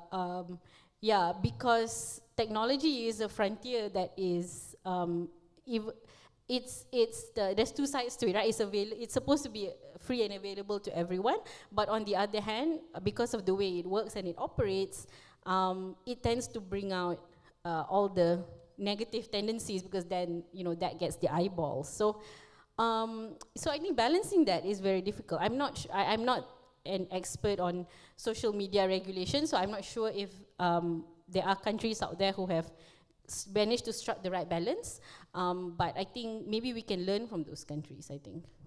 Do you want to add anything, Mel? So I'm going to address your question. I'm so sorry I didn't catch your name. But I'm not going to presume I can speak for Sinar, but I do know that forum, that panel that you were talking about. If I may come back to my very first answer to the very first question you posed with the metaphor of the seesaw again, you were referring to the impartiality and neutrality of the media houses, right, in putting together those types of events, or having that balanced reporting, as Nirmala put it. Balance, again, is about having equal representation of opposing views. Now, it's similar to climate change. You don't put climate deniers on the same platform as a climate scientist. We know that that's the science. But also media houses generally are very cautious about deplatforming someone because they don't suit your worldview. That's a dangerous, slippery slope if we start to say, can't platform you, cancel you, don't want you. It's dangerous, right? So again, comes back to the savviness of the consumer who can look at what can be a false I struggle with that word. But Dr. Adiba in that forum was as scientific and medical and compassionate as she is, which did wonders to perhaps sway some people who were not agreeing with her in the first place. So having those types of discussions, I'm not saying I agree with them, but we have to be very careful to deplatform someone because they don't subscribe to our worldview. There are lots of people that subscribe to the worldview of that panelist, and maybe by tuning in would have been convinced otherwise. So it goes both ways, and I think that maybe that was one of the reasons why that Sinar put it together. Thank you, Melissa. Marlon, I'm going to come to you to wrap up, but before that, I'll give Tharma a chance to react. Sure, I'll just respond very, very quickly to the idea of the green wave by Huda. I think, thank you very much. I think it's a very good and pertinent perspective. I think is great. I just want to point out, as I said earlier, I recognize that polarization is, as I said, it's a huge problem. It's terrible, right? And we do have to make sure that we do policies to make sure that we reduce our polarization. I think that's something that I totally agree with. But the idea of a wave is something in my, from what I would argue is essentially a shift from the norm, or shift from what is something that was there before. So for me, I think that if you look at voter trends and you look at how we've structured society, we've essentially had conservative politics, whether it is Islamist or just Malay supremacist politics, in, you know, sometimes tied together, sometimes one more stronger than the other, together under this umbrella of conservatism. So I would argue that for the past 50, 60 years, this has been the dominant thing, and I don't really, I find it hard to identify with the argument, just purely based on the numbers, that there was a significant shift demographically and electorally towards more conservatism. I think that's the question or that's the part I find it hard to identify with, right? Because if you look at our Malaysian politics, ever since May 13th, right, we've essentially, you know, for context, May 13th was the worst race riots in Malaysian history, where hundreds, if not thousands of people were basically murdered. So we essentially restructured society and our politics ever since then. And that boogeyman was basically used ever since then to sort of scare the minority communities. And that's basically been there for the past how many decades? So if we were to argue that youth are more conservative compared to then, I think I would love to get the data for that, or to say that is not representing conservatism, or that's some different ideology. What I would say is that yes, there was a shift towards more Islamic parties, but I do believe that the big factor over here is not necessarily the strength of the Islamic parties, but the weakness of UMNO Barisan Nasional. I think that's another big factor that we have to consider. So I do agree, I totally agree with you, we have to deal with polarization, we have to address it, but at the same time, if we want to understand demographics, I don't think it suits us to say say, oh my goodness, young people are going to be so conservative and it's a complete difference. I don't necessarily think that's the case. I do think that there is grounds for argument, grounds for convincing, and grounds for outreach. I do think that there is still opportunities there, and that's something that for us we still have to do. So thank you very much, and I hope that's that sort of response from my end. Thanks. Okay, thank you, Tharma.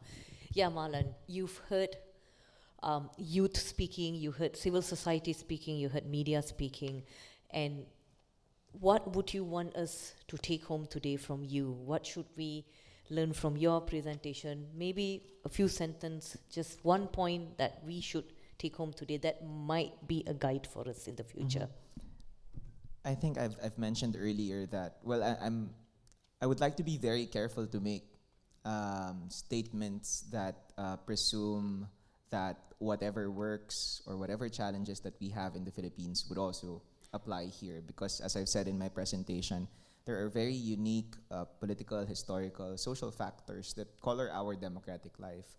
And in the case of issues related to SOGI, for example, sexual orientation and gender identity and expression, cases, for example, that relates to the protection of the youth when it comes to their participation in civil society and activism, and even the interconnection of race and religion. All of these factors color the democratic life of civil society and also the media here in Malaysia.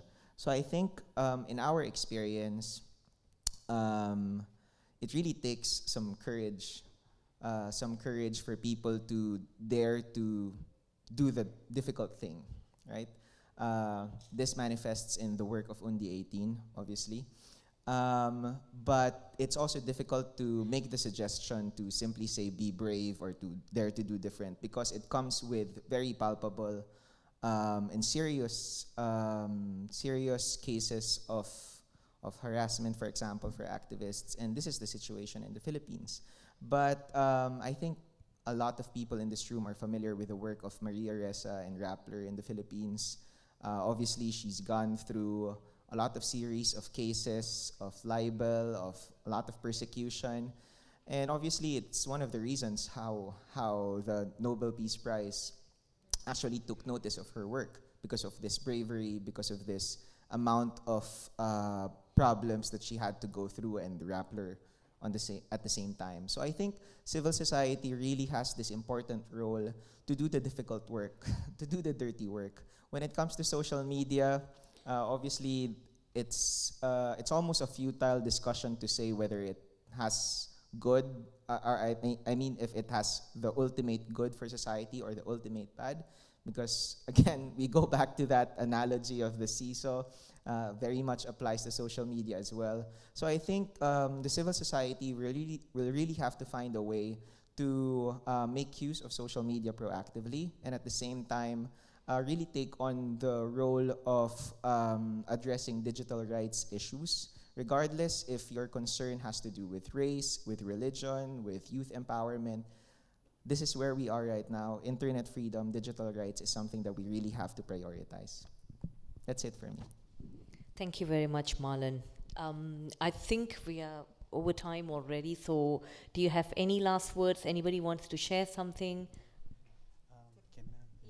Go on. Yeah. Okay, You represent the whole panel, okay? So I just want to say that we are in Parlimen, and think everyone here is representing something that they wanted to, and everyone believe that this would cause our country, our region, our world to get better, because we want an open world, a world where people would talk and solve their differences other than violence.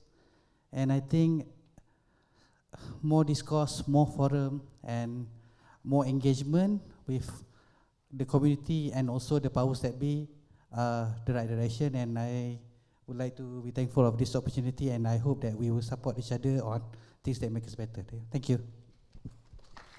And yeah, I'll just add one more thing. This is the last panel, so I would really like to congratulate BERSIH, Global BERSIH, Kofi Annan Foundation for an amazing 2-day conference. I'm very honored to be part of this panel. I just wish there were more members of Parliament who joined us throughout these 2 days. It's a bit empty on that side. Okay, so, on that note of member of Parliament, sorry, I put not select one last thing, right? We'll never go home. The political accountability, since we're in Parliament, right? Members of Parliament aren't here, but we are here. So we have to make sure that they stay accountable to us. Now, kalau dia berani buat, kalau dia berani cakap, dia kena berani jawab. So let's make sure that we hold them accountable. I really do want to see that kind of political culture change. Have more politicians dare to go on, hard talk type shows in Malaysia. That's what we really want. The end. Thank you very much for such young, dynamic speakers we have today. It's amazing. I already feel 10 years younger now sitting here with them, and I hope my passion will also be 10 years younger. I think we spoke about a platform for change, exchange ideas, and let this be one of the platforms that we are talking about. And moving forward, I wish all of you lots of luck. I think that's something that we all need. And I wish a lot of courage, not only by the cliques, also on the streets for the youth. And as I said, all of us are on the same boat. Sometimes it's a small sampan, so we all have to row together. So thank you very much for your time. Thank you to all the participants for listening. And I hope that you learned a lot. I learned a lot today. It's a very eye-opening session for me. And to show our gratitude to the speakers. Yes, thank you, Nimara, and the panelists. I would like to invite Ms. Corinne to give a token of appreciation to all the speakers.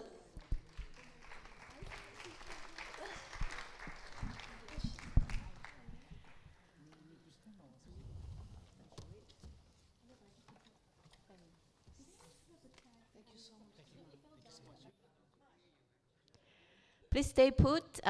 We have one last sessions to go through before we end the day.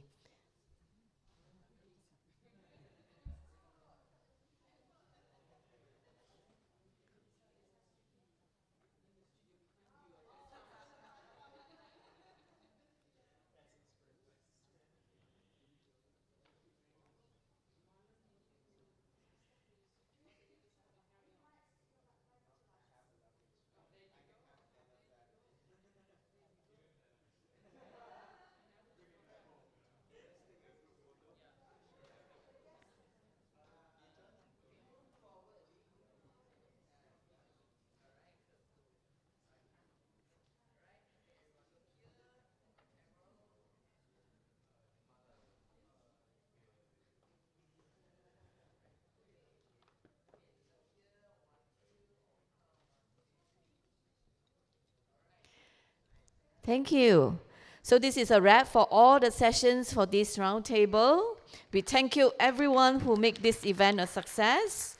To sum up, we would like to invite His Excellency Dr. Justin Lee, the Australia High Commissioner to Malaysia, to give a closing remark.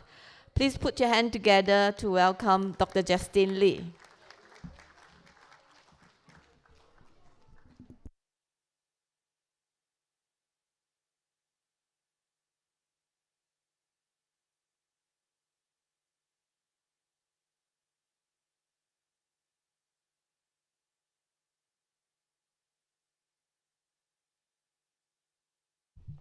Not working.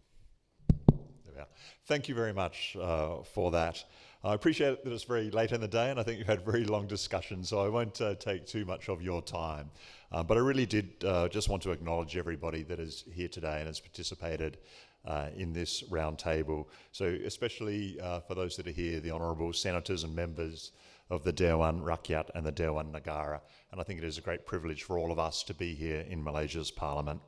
Also all the excellencies, the fellow ambassadors and diplomats from the European Union, Canada and others. Thomas Phan, the chairperson of BERSIH, Corinne Momal-Vanian, the executive director of the Kofi Annan Foundation, Nirmala Devi Wingata, the Secretary General of Global BERSIH, and really all of the distinguished speakers and panelists from Malaysia and beyond who we know have travelled from afar to be here. I see my own, I have to acknowledge him, our former Australian MP, Mr. Chris Hayes, but also from other countries that have been here as panellists.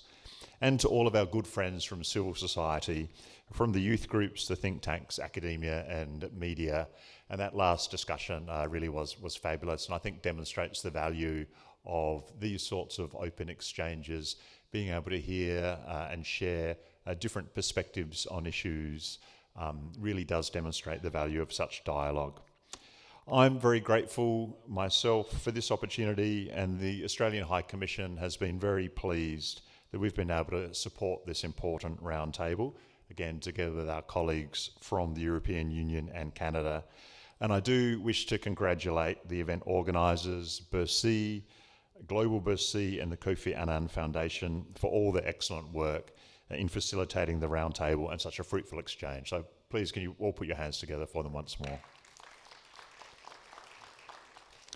And of course, I want to acknowledge and recognise the very important support from the Speaker of the House of Representatives, YB Dato Johari bin Abdul, also the Minister of Law and Institutional Reform, YB Dato Sri Azlina binti Uthman, and all the ministers, MPs and senators who joined over the 2 days, and the panellists who shared their experiences.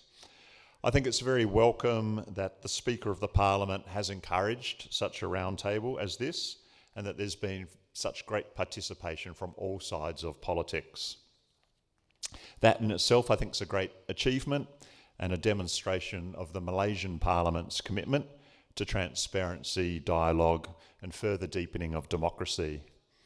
And this roundtable, I think, as we're all aware, has come on top of some recent positive developments here in Malaysia, such as the introduction of the special select committees, 10 of them, and many of them are chaired by opposition MPs.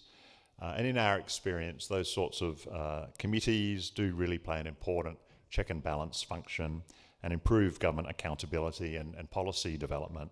And so it's very welcome that the Malaysian government's chosen to continue those arrangements. I haven't participated in all of the sessions here, but I know that there's also been a lot of very good suggestions for further reforms that Malaysia could consider, including around shadow cabinets, freedom of information laws, and other initiatives. And I think one of the really key observations that has been made through the roundtable has been around the importance of strong institutions and mechanisms and respect for such institutions, and especially to ensure the continuation of good governance when you have coalition government and during a hung parliament. I'd like to say that in my short time in Malaysia, I've only been here coming up to a couple of years. I have been very impressed, particularly by G15 last year, the way Malaysia managed its transition of power when there was a hung parliament, and the ability to form government after just 5 days from a diverse parliament was in fact, I think, a very remarkable achievement and something that should be acknowledged. I think the last time, and my colleague Chris would know this, the last time Australia had a hung parliament, I think in 2010, I think it took us considerably longer than 5 days to form a government at that time. And there are many other countries it takes much, much longer as well. And so I do think that that reflects well on the respect that Malaysia and its parliament has for your institutions and rule of law. I know that there's other further reforms that are being talked about that can further stability, but I think that indicates a strong willingness from your political leadership to stabilise the system to support good governance. Finally, for Australia, we're a like-minded, multicultural, multi-faith parliamentary democracy like Malaysia, and so we really do look forward to continue working with you all, with Malaysia and other international partners on these issues. We're looking forward to growing our parliamentary engagement with Malaysia, including by increasing our parliamentary exchange programs and sharing experiences as we've done here through this roundtable. Like you, we're invested in learning from each other to strengthen democracy in our countries and globally, and to improve governance for the benefit of all of our citizens, which is really what it's all about. So once again, I congratulate you all on making this roundtable happen and such a success. I think it's very truly a productive and great display of everyone's commitment to working together on further parliamentary reform and strengthening. So thank you very much. Thank you, Dr. Justin Lee. Ms. Corinne?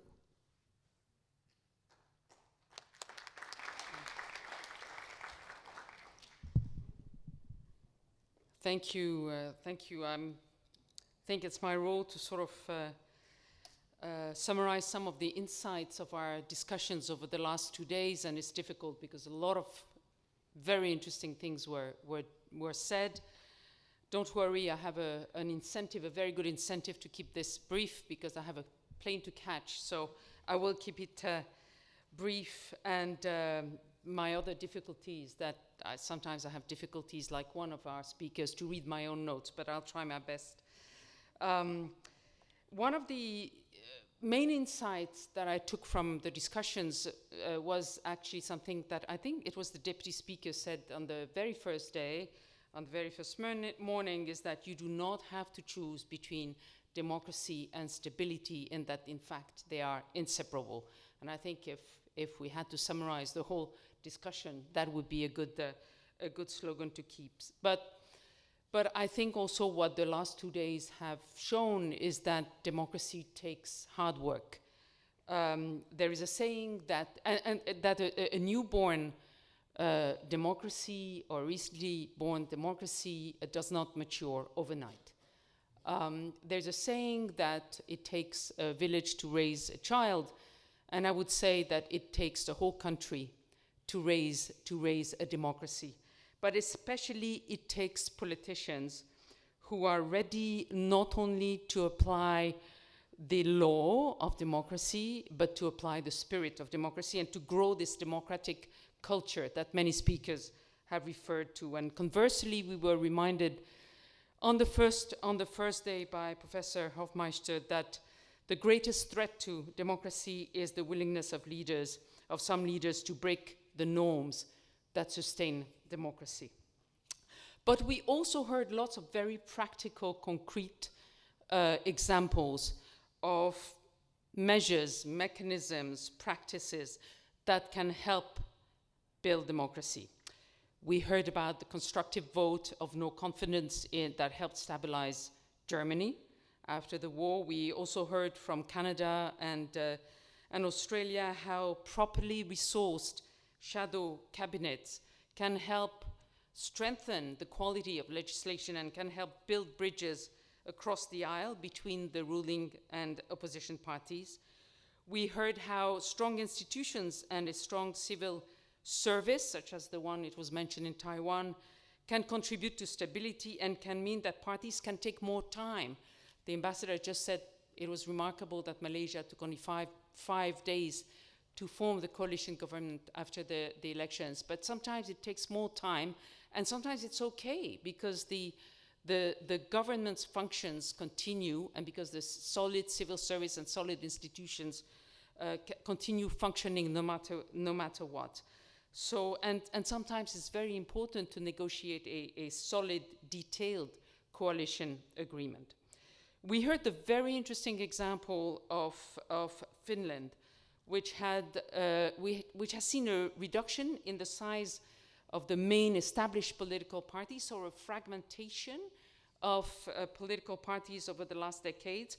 But that has not led to instability. Rather, it has led to a willingness of the ruling parties, a bigger willingness of the ruling parties to compromise because their majority is thinner. We also learned that in Finland, opposition MPs have a lot of influence on legislation through various mechanisms, including through the opportunity to raise initiatives, even though they, like private members' bill in Malaysia, they often fail, but still the opposition MPs feel engaged and involved in the legislation.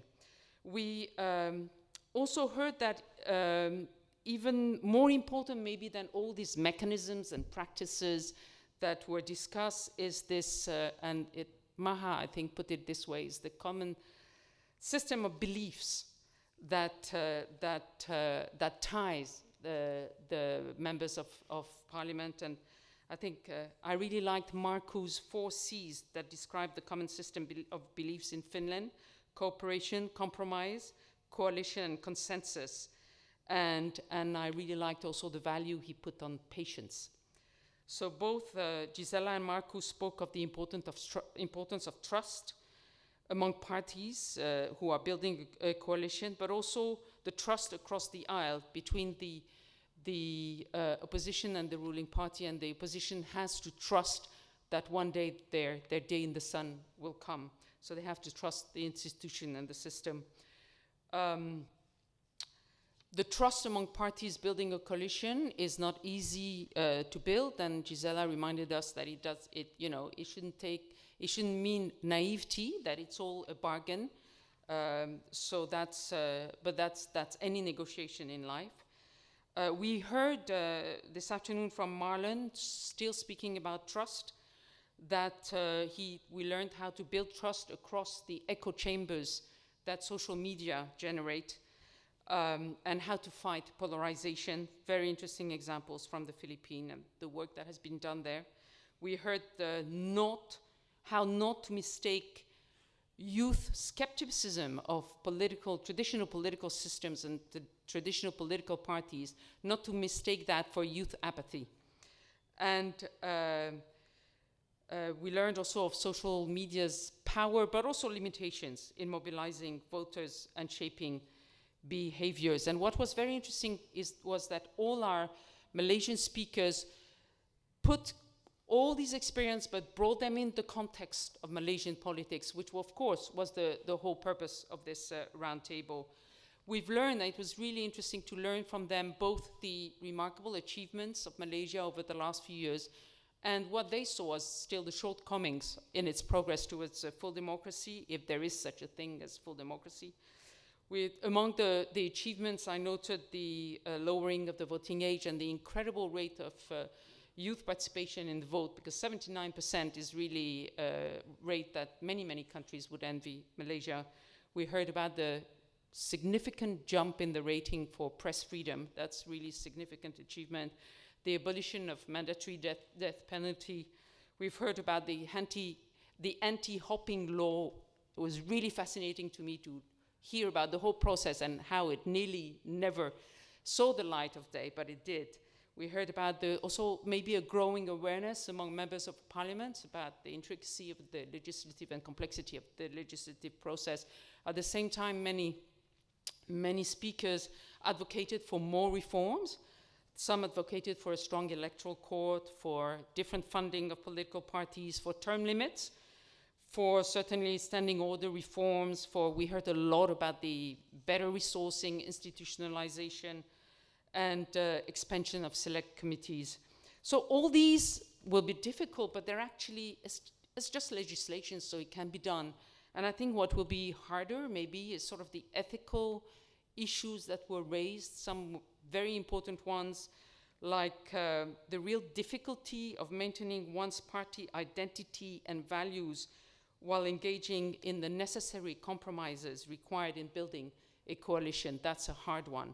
Also very, very difficult is really building this sort of citizens' engagement in political life, addressing some of the traditional beliefs. And it was this afternoon there was mention of this sort of savior's worship. People always want a strong man who's going to save the day.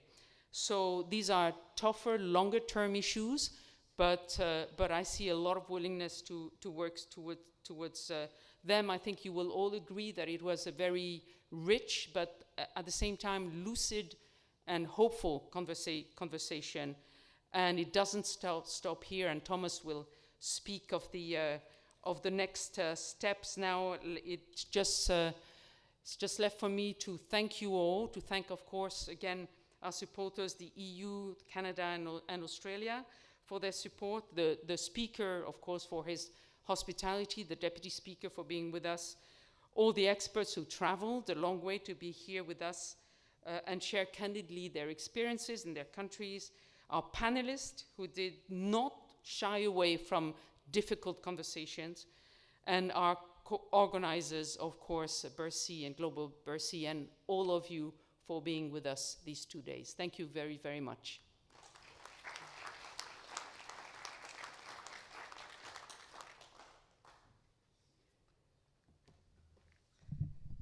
Thank you, Corinne. What an excellent summation of the 2 days, really.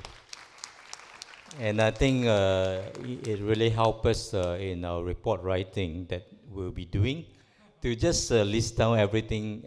Just pass the notes to us. We will try to decipher it. But what you say was excellent. So going forward, I was just thinking just now, what should I say about this roundtable? It's to me really a gathering of allies allies who are committed to seeing a better and democracy for Malaysia. Maybe some of us felt kind of like a little bit discouraged that we didn't see more members of parliament or senators or ministers in our midst in these 2 days, but they were here. I just want to thank them and acknowledge that a number, whether they registered or not, they did turn up and be with us. Maybe not in every session, but they were here. And yes, and let me tell you about the advocacy that BERSIH does over here, you know. It is about identifying allies.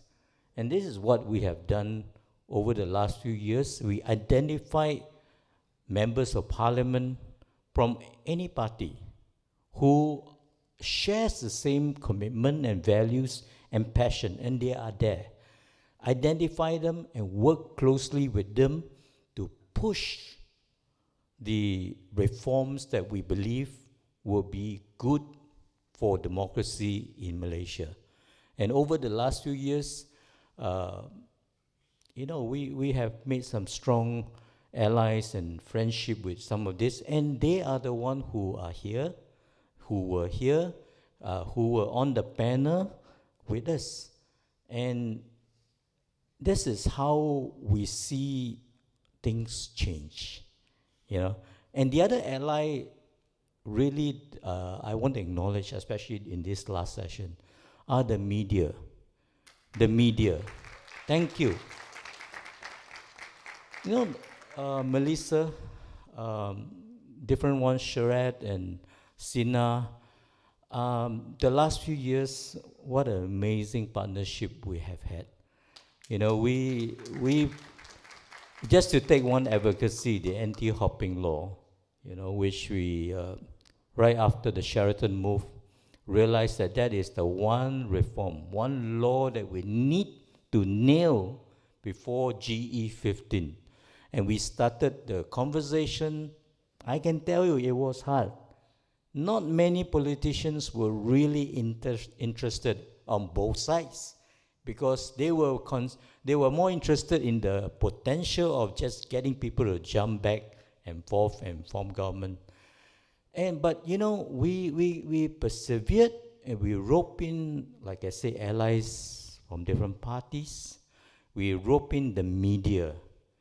And at the end, you heard how the law minister said, it was actually almost dead in the water.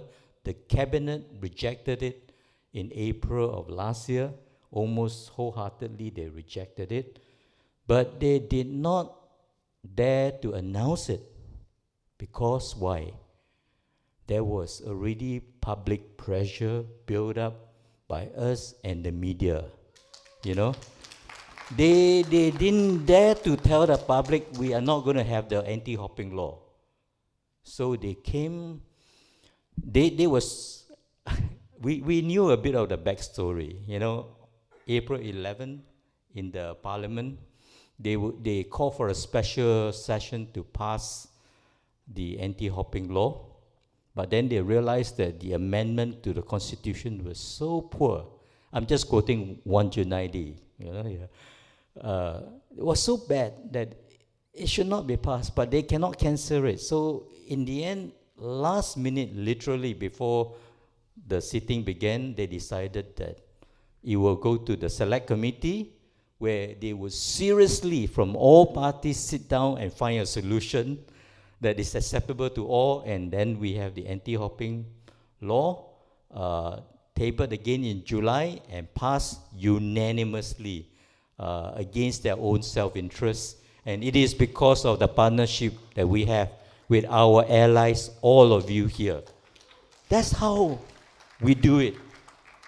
And I want to say, this message that we are bringing in this roundtable, how to make coalition government and hung parliament work, this is the big question that need to be answered, and we have some ideas. Thank you so much, all the experts.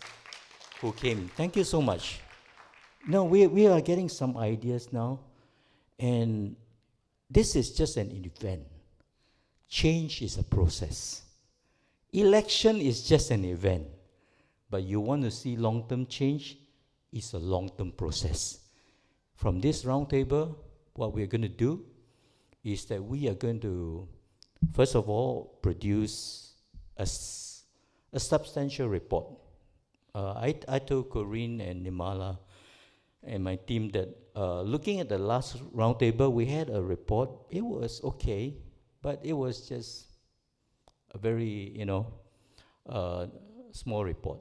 But this time, I want a report that captures the essence and everything of what we said, so that we can put it in the hand of the lawmakers who are not here and continue the conversation in different platforms, in different channels, one-to-one, in small group, closed-door meeting, whatever suits them, we will continue that, because we really need to find a solution to how we can make this thing work and work very well for us in this country.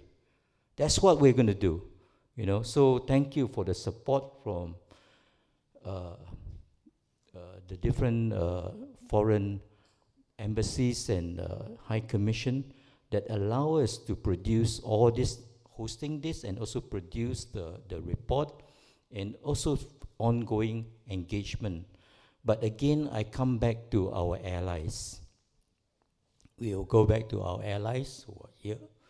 We will ask the media who are here and who are listening live on YouTube, if you believe this is important, if you think that the solution that are being put forth, that we are not telling you must have this, we are saying you need to have some legal mechanism so that multi-party democracy can flourish in Malaysia. Then you help us amplify the voice, the suggestion, so that it comes to a point that, again, they cannot say no, but to amend laws and reforms that will make our democracy deeper. It's about partnership that makes things work. It's never the work of one organization or one person. Never. We build upon the work of those who have gone before us. We build on their work, their labor, their sacrifice. And we do it so that we can pass it on to the next generation, the young people, the youth. You heard some of them. Don't they give us hope? Don't they give us hope? Definitely. I'm hopeful, for this nation because of young people that we have who spoke up. So, moving forward, let's do this. This is just the beginning. Let us, from here, strategize. Let us, from here, think about other important conversations that we need to raise for this nation, and let's support each other. Thank you so much. Thank you so much. So this is the end of the roundtable. We will be, as you say, preparing the report. We are looking at about a 2 months time frame to put it together. Then, but in the meantime, before that, we probably will have a series of videos and short videos that captures some of the comments made, so that we will keep this conversation alive. And we want to thank the team that worked behind the scenes, the video crew from the 4th. We want to thank the Monash volunteers who came and just make sure we know where we are sitting, where we are going, where's the toilet, and all these things. And you know, Global BERSIH who really brought us together and in the last minute brought in some of the experts who are here. Kofi Annan, who, you know, really their statesmanship and passion for this area of democracy so encourage and inspire us to do this thing. But really, I want us to give a big shout out to my team, the Secretariat, you know, headed by Kokin over there, Salami, Dorina, and an intern, Ravina, and last but not least, in the Secretariat, we have Ashraf, who really was our senior program officer. At the last minute, his son got very ill and he had to fly home to Sabah, and we say, family come first. You don't worry. Yeah. And the BERSIH team, I know how hard they work. I just saw the emails and WhatsApp going back and forth, and my stress level just went through the roof, you know, but they held it together and came through for us. Thank you so much, team, you know. But, you know, there's another team working behind the scene, that is the Parlimen team. The video crew, the supporting staff. You know, we have some technical issues today, but, you know, they never stop trying to find a solution to resolve it. It's beyond their control, but I want to really appreciate them for getting the live streaming back online, even on their phone hotspot. Can you believe the proceeding for a moment continued because someone used their own phone hotspot to live stream, you know? So thank you. That's commitment for you. But they resolved it. So thank you for the excellent work, and the speakers of Parliament's office staff who really kind of like run this thing with us. They took care of many of the invitation to MPs and senators, the registrations and different things. So it is, like I say, it's a team effort. Nothing happens because of one person, but because we all put our hand together. So give yourself a big hand. Thank you.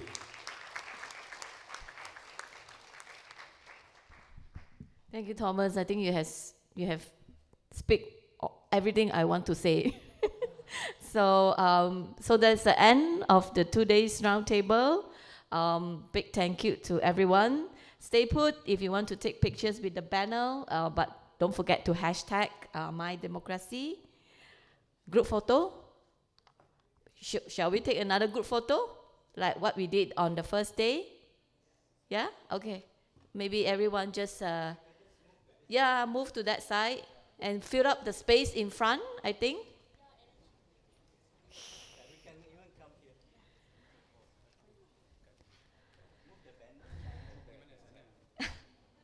By the way, tea are served as well in the next building, so if you have time, can stay put and lembang sikit lah.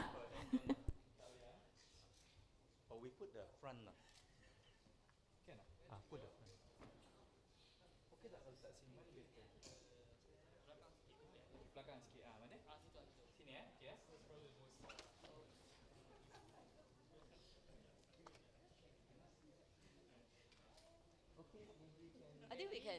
Maybe we can.